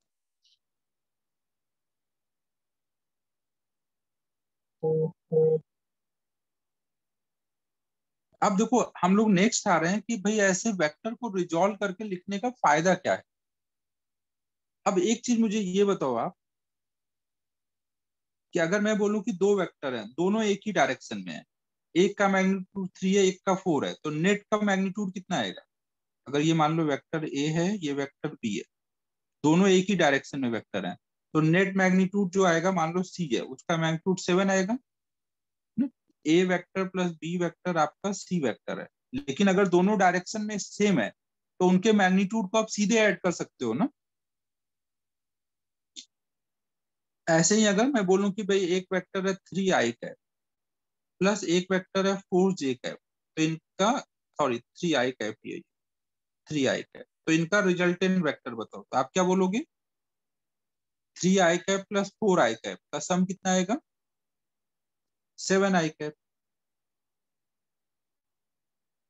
तो इसका मतलब है कि वेक्टर में डायरेक्शन की दिक्कत तो रहती है कि ऐड करने में डायरेक्शन भी सोचना है, लेकिन अगर वेक्टर एक ही डायरेक्शन में है तो आप उसको एज ए स्केलर ऐड कर सकते हो ना, 3 + 4 डायरेक्ट 7 लिख सकते हो। अगर वेक्टर एक ही डायरेक्शन में है तब तो हम उनको सीधे लिख सकते हैं। तो इसीलिए अपना काम फिर आसान हो जाता है। अब अगर मान लो आपको बोला जाए कि हमारे पास दो वेक्टर हैं जो कि अलग अलग डायरेक्शन में है, एक वेक्टर है 3i cap plus 4j cap और एक वेक्टर है 2i cap minus 5j cap, और आपको पूछा जाए फाइंड a प्लस बी या फिर a माइनस, तो क्या अब आपको डायग्राम बना के सोचने की जरूरत है? अगर आपने वेक्टर को रिजॉल्व कर लिया तो अब आपका काम आसान हो गया है ना। अब आपको डायग्राम वगैरह सोचने की जरूरत नहीं है। आपको अगर a प्लस बी निकालना है तो आप a वेक्टर लिख लो, b वेक्टर लिख लो। हमें पता है कि भाई 3i और 2i वो तो सीधे ऐड होंगे, वो एक ही डायरेक्शन में है ना, ये दोनों वेक्टर तो एक ही डायरेक्शन में है, तो इनको तो सीधे ऐड करके मैं लिख सकता हूँ ना 5i का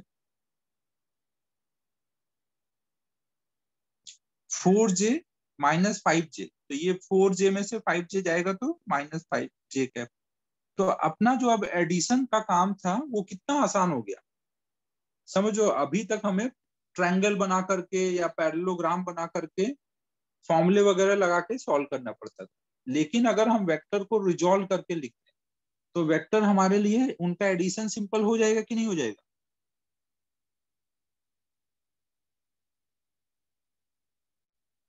तो रिजॉल्व करने का पर्पज समझ आ रहा है? अपना काम बहुत आसान कर देगा resolution of vector. Same way में अगर बोला जाए कि भाई दो वेक्टर को सब्ट्रैक्ट करना है, a माइनस बी करना है, तो a वेक्टर को लिख दो कंपोनेंट फॉर्म में, माइनस बी वेक्टर को लिख दो कंपोनेंट फॉर्म। अब इनको सब्ट्रैक्ट कर दो, i वाले पार्ट से i वाले पार्ट को सब्ट्रैक्ट करो, j वाले पार्ट से j वाले को ना, क्योंकि जो एक डायरेक्शन में होते हैं वो सीधे ऐड या सब्ट्रैक्ट होंगे। तो 3i में से 2i सब्ट्रैक्ट होगा तो i आ जाएगा। 4j में ये माइनस माइनस प्लस हो जाएगा तो यहाँ पे 9j कैप आ जाएगा। समझ आ रहा है बच्चों? वेक्टर को सॉल्व करने में इजी हो जाए उसके लिए हमने रिजोल्यूशन ऑफ वेक्टर बनाया है। और परपेंडिकुलर में ही सबको क्यों रिजॉल्व कर रहे हैं? क्योंकि रिजोल्यूशन में फायदा कब होगा? जब सबके एक ही डायरेक्शन में सब रिजॉल्व हो, तब ना उनका आई वाला एक साथ ऐड कर पाओगे, जे वाला एक साथ ऐड कर पाओगे। इसीलिए हम लोगों ने सबको दो परपेंडिकुलर डायरेक्शन में रिजॉल्व किया, एक्स वाले सबके अलग सॉल्व कर लिए, वाई वाले अलग सॉल्व कर लिए। समझो रेक्टेंगुलर कंपोनेंट बनाने का क्या फायदा हो रहा है।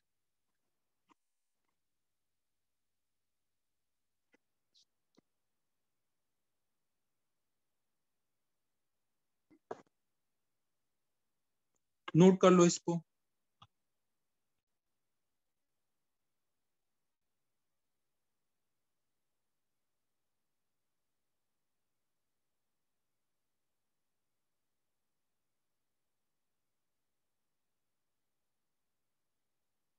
यहां से ना सीधे यहीं से लिखना होगा ना।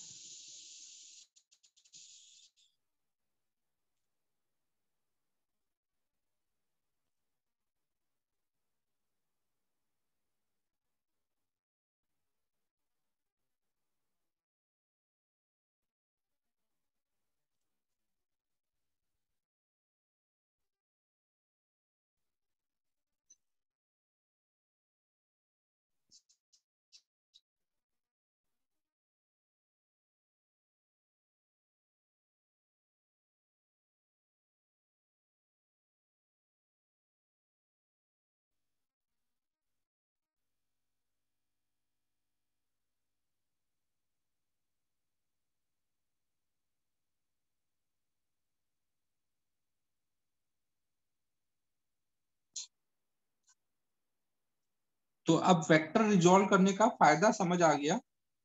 तो इस फायदे को हम लोग यूज करते हैं।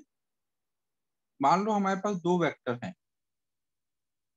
एक वेक्टर है ए वेक्टर जिसका मैग्नीट्यूड है 20 और वो एक्स एक्सिस से 37 डिग्री एंगल पर है। और एक दूसरा वेक्टर है बी वेक्टर जो कि एक्स एक्सिस से 53 डिग्री एंगल पर है और इसका मैग्नीट्यूड है 10। तो आपको अब बताना है कि इन दोनों वेक्टर का वेक्टर एडिशन कितना है। ए प्लस बी की वैल्यू बताना।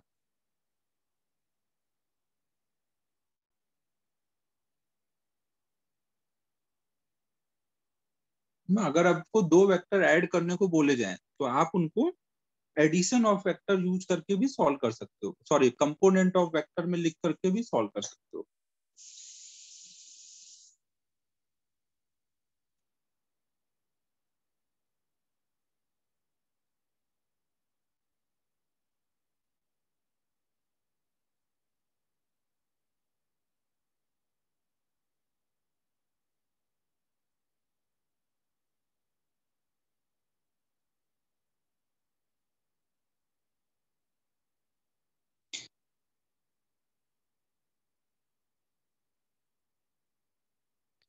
यार इस वाले वन नोट में किसको आइडिया होगा डार्क मोड में कैसे जाते हैं?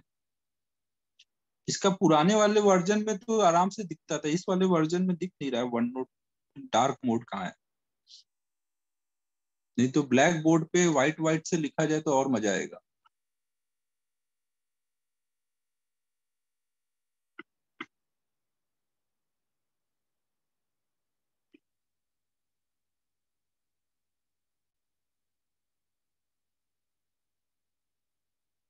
टैबलेट में ही डार्क मोड लगा दो, ऐसा भी होता है।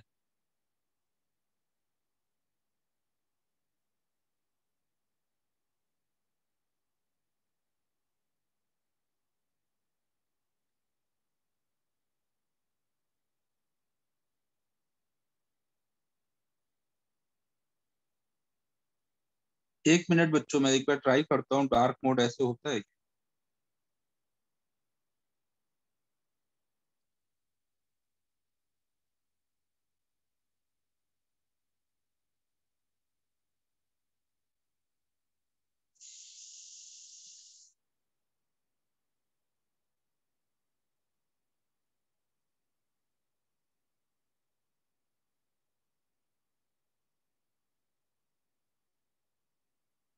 टैबलेट में मोड कहाँ पर होगा? इसमें जाना पड़ेगा ना, डिस्प्ले वगैरह में।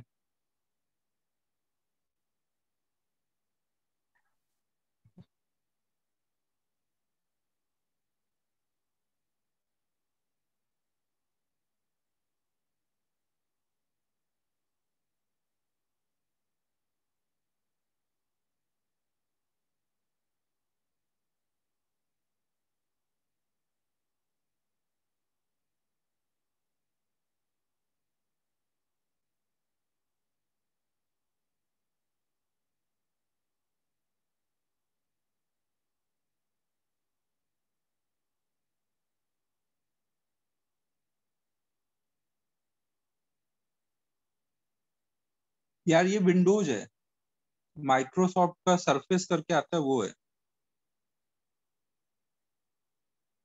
छोड़ो बाद में करता हूँ यार, खोजना पड़ेगा ये। तो ठीक है, सबने कर लिया ना? तो हम लोग देखो क्या क्या कर लेंगे। सबसे पहले हम लोग वेक्टर ए को लिख लेते हैं।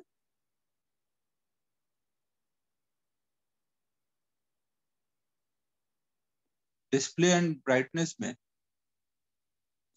अच्छा 1 मिनट देखता हूँ।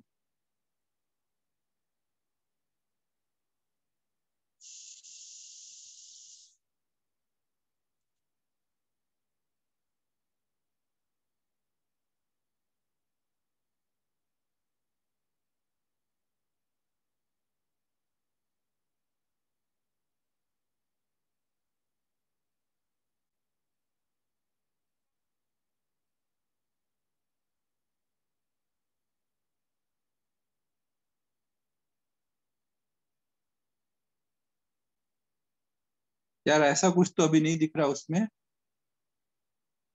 सर्च करके भी देखा, अब आराम से करता हूँ, आज सर्च करूँ। तो ये देखो ये क्या होगा, ये 20 वाले को अगर हम रिजॉल्व करें तो एक्स में कितना कंपोनेंट आएगा, यहां से हेड से परपेंडिकुलर डालूंगा तो ये एक्स वाला कंपोनेंट होगा, ये वाई वाला ना, ये कितना आ जाएगा 20 cos 37 आई कैप, और वाई वाला कितना आ जाएगा 20 sin 37 जे कैप ना। वाई वाला भी पॉजिटिव वाई के सामने है ना, पॉजिटिव वाई एक्सिस के सामने है तो ये भी प्लस में है ना, और ये भी पॉजिटिव एक्सिस पे है, दोनों प्लस में है, इनकी वैल्यू डाल दो तो ये कितना आ जाएगा 20 इंटू 4/5 प्लस 20 इंटू 3/5, तो ये कितना हो जाएगा 16 आई कैप प्लस 12 जे कैप ना। वेक्टर ए को हम लोगों ने रिजॉल्व कर लिया, ऐसे ही हम लोग वेक्टर बी को रिजॉल्व कर लेंगे। बी को रिजॉल्व करेंगे तो क्या होगा, बी के हेड से परपेंडिकुलर डालेंगे, ये वाला एक्स कंपोनेंट हो जाएगा, ये वाला वाई कंपोनेंट हो जाएगा ना, ये एक्स कंपोनेंट और ये वाई कंपोनेंट। ये कितना आएगा, ये अगर 53 है और ये 10 है, हाइपोटेन्यूज 10 है, तो ये कितना आएगा 53 के एडजेसेंट वाली साइड 10 cos 53 ना, और 53 के सामने वाले 10 sin 53, तो हम लिखेंगे 10 cos 53 आई कैप, और सब पॉजिटिव एक्सिस पे ही आए हैं, इनकी वैल्यू डाल दो, वैल्यू ऊपर मैंने लिख दिया था ना वो नोट कर लो, 3/5 होगा, ये गलत।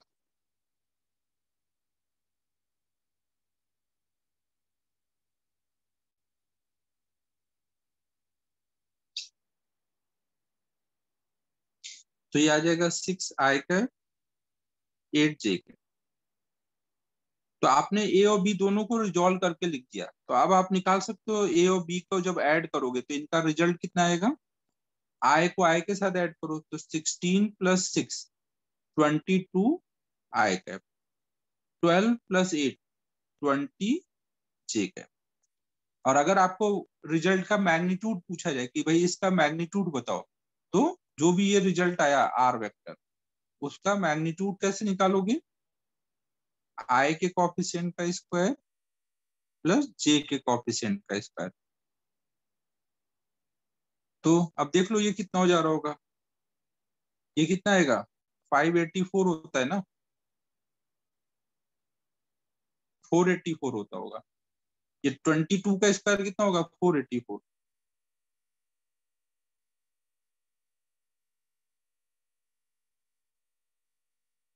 तो ये दोनों ऐड होकर के रूट में 884 होगा। समझ आ रहा है बच्चों, कंपोनेंट में लिखने से अपना काम आसान हो जा रहा है ना। अदरवाइज हमें क्या करना पड़ता, इनके बीच का एंगल देखना पड़ता, फिर ए अंडर रूट में a² b² + 2ab cos theta, ये थीटा यूज करना पड़ता। लेकिन ऐसे लिखने से क्या फायदा होता है, डायरेक्शन के साथ मिल जाता है, इसमें दोनों को है ना, मैग्नीट्यूड भी छुपा हुआ है इसमें और डायरेक्शन भी छुपा हुआ है, तो अपन को दोनों चीजें मिल गई। कंपोनेंट फॉर्म में सॉल्व करने से फायदा रहता है ना, मैग्नीट्यूड भी मिल जाता है और डायरेक्शन भी मिल जाता है।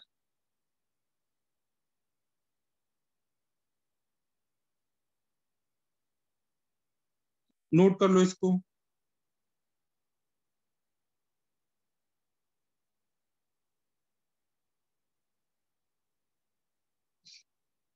सानिध्य समझ आ रहा है ना।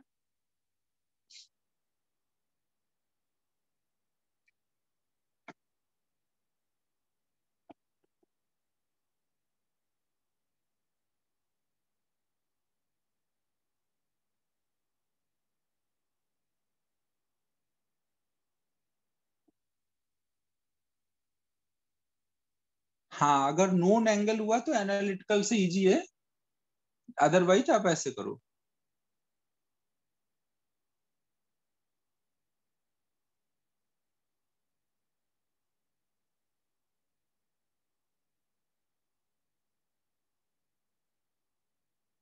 देवेश सिद्धांत क्लास नहीं कर रहा है क्या अभी?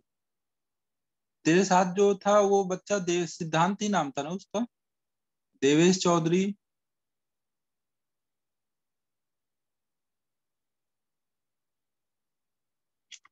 सिद्धांत क्लास नहीं कर रहे हैं? तुम लोग एक बार आज मुझे कॉल करो ना, दोनों लोग एक बार कॉल करो, तुम लोग का थोड़ा सा मैं गाइड कर दूं, क्योंकि खुद से ऐसे कुछ भी करते रहोगे तो पता नहीं चलेगा, तुम लोगों का लॉस हो जाएगा।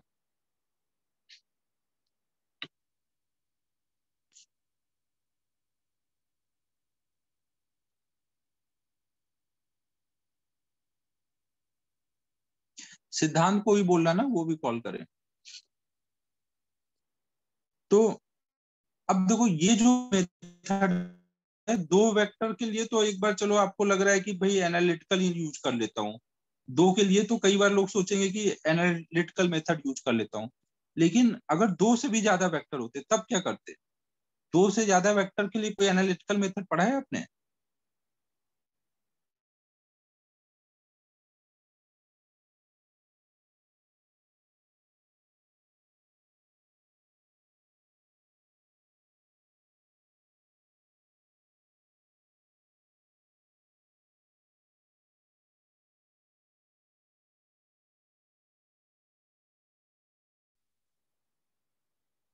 तो जैसे कि, यार आवाज आ रही है क्या? डिस्कनेक्ट हो गया था। Hello hello hello.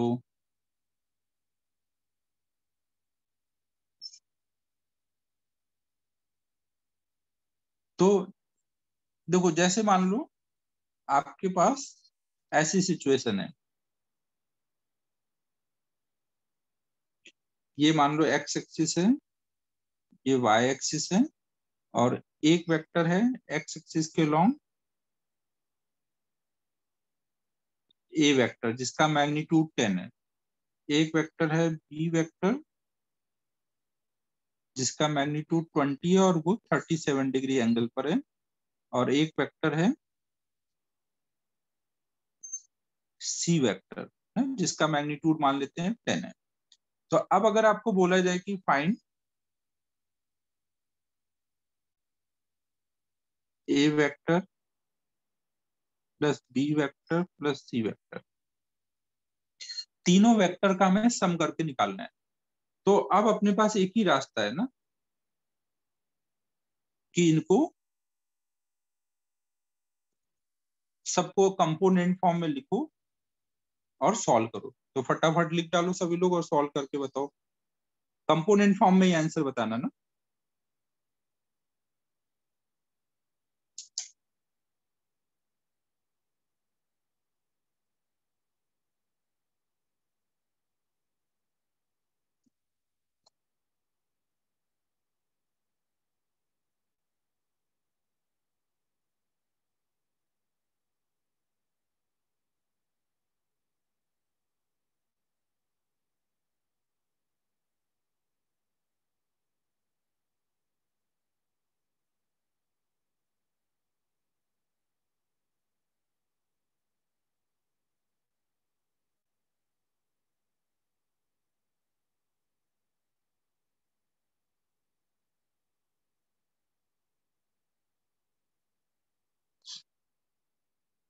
सबने कर लिया? अबे समरन तूने 22 लिखा है, बाकी सबने 2 लिखा है, गलती से एक ज्यादा 2 टाइप हो गया क्या?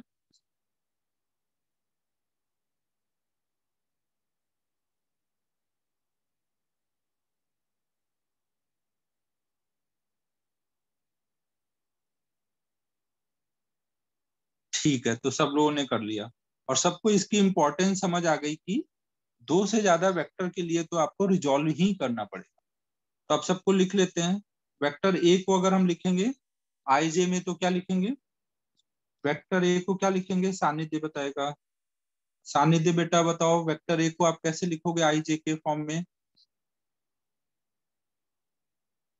जे के फॉर्म में कैसे लिखेंगे? सिर्फ आई के फॉर्म में लिखेंगे ना? हाँ तो वही बता ना, जे वाला पार्ट बोल दे 0 होगा। ओके सर, सर तो 10 आई के आप लिखेंगे। हाँ, तो ए को हम लिखेंगे 10 आई कैप। सी वही हम आराम से लिख देंगे, सी को कितना लिख देंगे? सी को कितना लिखेंगे, कौन बताएगा?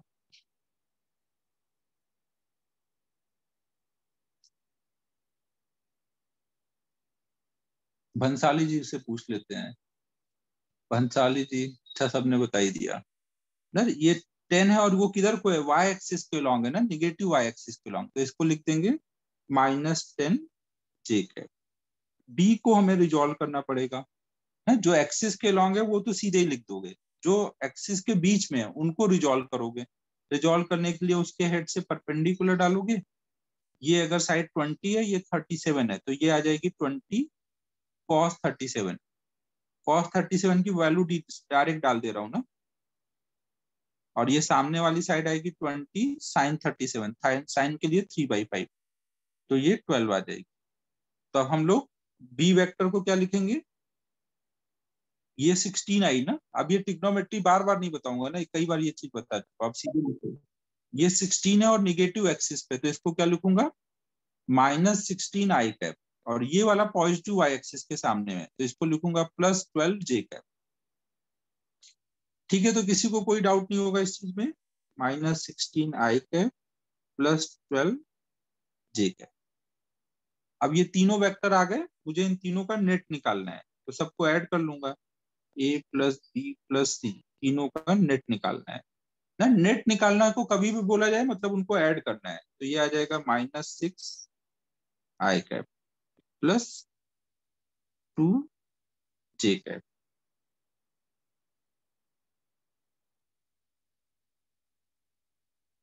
ठीक है बच्चों, सबको यहाँ तक क्लियर है?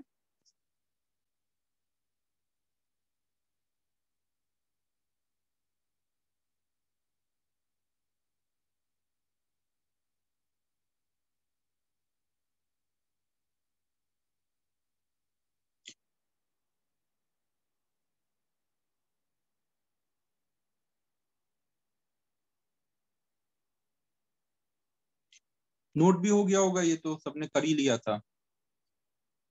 टॉपिक वाइज यार इस वीक में भी नहीं रख रहा हूँ, नेक्स्ट वीक रहेगा, क्योंकि तब तक वेक्टर भी हो जाएगा लगभग, तो फिर आराम से टेस्ट ले पाऊंगा। अभी इतने कम पार्ट का क्वेश्चन खोजना भी दिक्कत आएगा, तो नेक्स्ट संडे को ही टेस्ट रहेगा। शुरू में थोड़ी दिक्कत आती है, फिर आगे हर वीक ही रखेंगे, तो वो मंडे को डिस्कस करते हैं ना। संडे के टेस्ट का सिलेबस मंडे को कर लेंगे। अभी क्या क्या सिलेबस हो गया है फिजिकल में? फिजिकल में मोल हो गया होगा सबका, बैच 1 का मोल हो चुका है ना। बैच 2 का मोल कब तक हो जाएगा, कुछ बताया सर ने?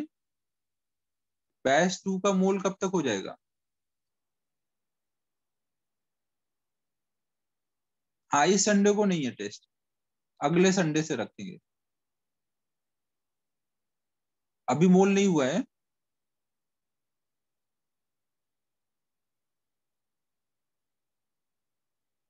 मैथ में ट्रिगो चालू हुआ है। हाँ, तो वही नेक्स्ट वीक तक देखते हैं, हो जाना चाहिए।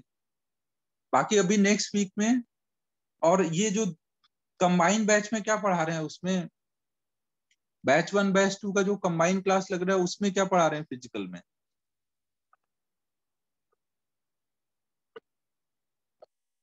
पीरियोडिक प्रॉपर्टीज, तो उसका रख सकते हैं टेस्ट ना, वो तो दोनों लोग का कॉमन हो चुका होगा, तो अभी उसका रखेंगे टेस्ट, पीरियोडिक प्रॉपर्टीज का। और मैथ में ट्रिगो जो कॉमन चल रहा है, तो वही रख दिया जाएगा नेक्स्ट संडे को। साक्षी ऑर्गेनिक फिर अगले किसी वीक में रख लेंगे, कुछ दिन बाद तो हर संडे ही टेस्ट होगा ना, तब उस टाइम पे हो जाएगा ये।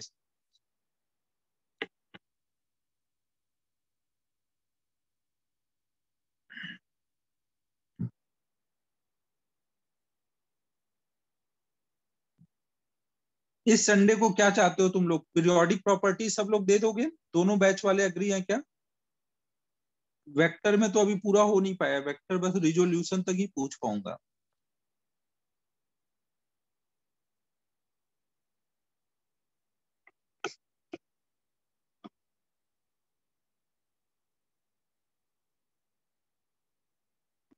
जाने दो, अब फिर काफी लोग एग्री नहीं भी हैं, तो नेक्स्ट संडे से ही रखेंगे पक्का टेस्ट।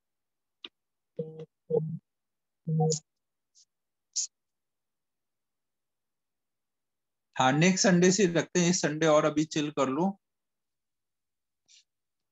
आई संडे टेस्ट नहीं है तो ज्यादा भी चिल नहीं करना, जो भी काम दिया गया है, जिनका जो भी बैकलॉग है वो सब कवर करो। और जो बच्चों का हो रखा है वो लोग थोड़ा केवीपीवाई के लिए पढ़ाई करो। हाँ क्रिस, इस संडे जाने थे, नेक्स्ट संडे से पक्का लेंगे।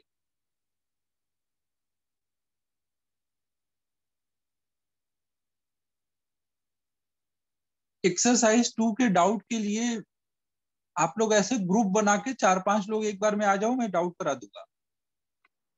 आप लोगों ने अपना कोई ग्रुप बनाया है तो उसमें डिस्कस कर लो, और उसके अकॉर्डिंग मैं को बताओ तो मैं टाइम कोई दे दूंगा, उस दिन कर लेंगे डिस्कस।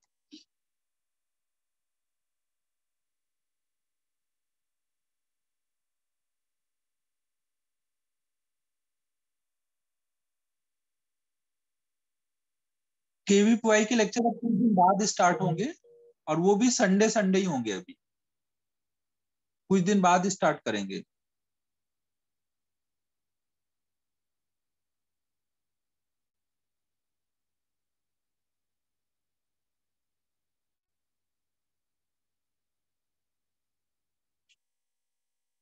अब उस केवीपीवाई में अब 12th वाला टॉपिक स्टार्ट होगा ना, क्योंकि 11th का अब इधर मैं कराता रहूंगा। केवीपीवाई में थोड़ा सा 12th का पढ़ा लेंगे। और जिनको अगर अलग से भी पढ़ना है तो वो वीडियो लेक्चर देख सकते हैं ना, सबके लगभग लेक्चर हैं अब यूट्यूब पे। केवीपीवाई क्या है? ये किशोर मतलब तुम्हारे जैसे जो बच्चे हैं, टीनेजर, किशोर वैज्ञानिक प्रोत्साहन योजना कुछ है। किशोर वैज्ञानिक क्या है फुल फॉर्म इसका? किशोर वैज्ञानिक प्रोत्साहन योजना।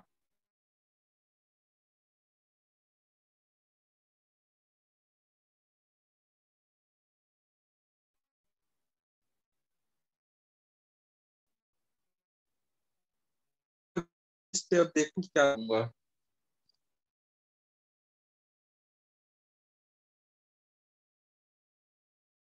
केवीपीवाई में क्या होगा, आपको 12th का भी पूछा जाएगा 11th में ही। और 11th में तो अभी इतनी जल्दी हम दोनों नहीं पढ़ा सकते ना, 11th 12th। तो वो थोड़ा बहुत ही अलग से पढ़ाएंगे जितना हो पाए। जो बच्चे थोड़ा 10th से पढ़े रहते हैं उनको ये करते आता है केवीपीवाई। 11th से आओगे तो अभी केवीपीवाई के लिए टाइम नहीं मिलता।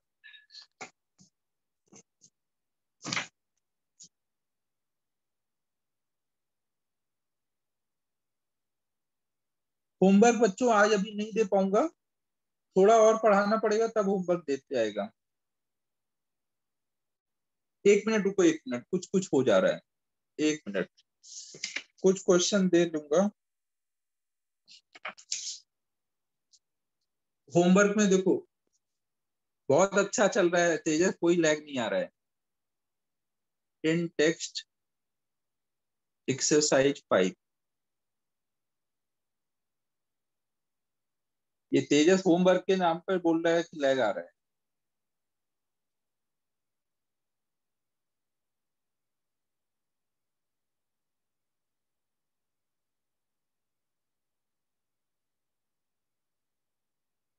Question number 7, 8, 9, 10।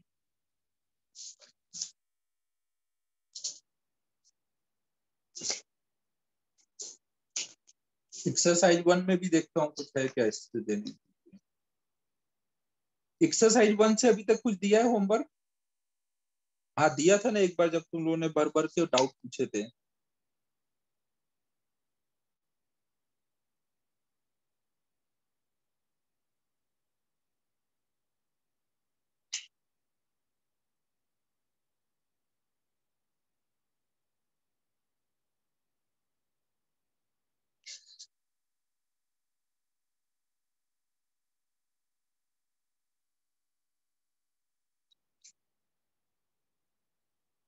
तो लास्ट टाइम इसमें 75 तक दिया था ना, तो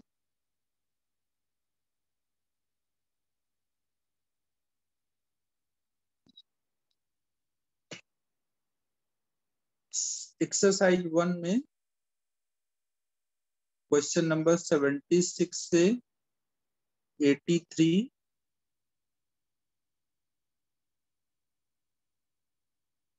और 86 से स्टार्ट करके 89 तक, फिर 90 से स्टार्ट करके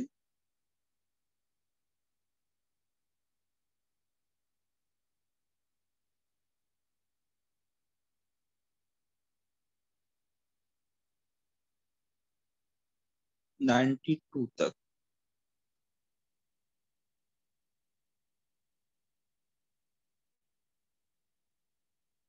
अंकित, जो मैं अभी नहीं दे रहा हूँ वो मतलब बाद में दूंगा ना, सारा करना है, मॉड्यूल में जो भी कुछ दिया है सब करना है। अगर वो अभी नहीं दे रहा हूँ तो मतलब वो बाद में दूंगा, अभी और पढ़ाने के बाद दूंगा।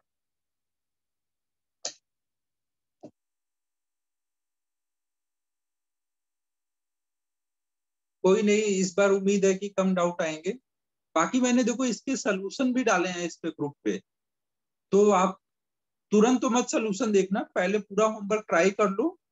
पूरा ट्राई करने के बाद लास्ट में देखना ना, तुरंत तुरंत सलूशन देखोगे तो फिर रॉन्ग हैबिट पड़ जाएगी।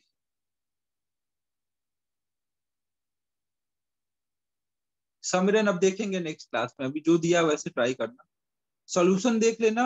और वो भी बाद में ही देखना, तुरंत मत देखना ना, एक बार पूरा ट्राई कर लो होमवर्क फिर देखना। ये नहीं कि एक क्वेश्चन किया और तुरंत हो उसका सॉल्यूशन देखने लग गए। 53, एक मिनट देखिए, पीछे भी कोई छोड़ा हुआ था क्या? अभी नहीं, 53 अभी नहीं होगा। तेजस अभी 53 जाने दो। ठीक है बच्चों, फिर क्लोज कर रहा हूँ।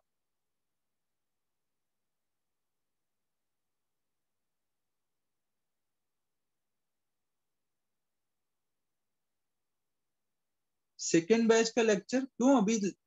अच्छा, जो अलग से केवल सेकेंड बैच का रहता है, आज तो दोनों का कंबाइन ही होगा ना, बैच 1 बैच 2 का आज कंबाइन रहता है।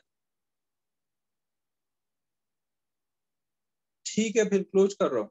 टाइम टेबल देखो ना, जो टाइम टेबल में लिखा है वही फॉलो करो। Bye everyone.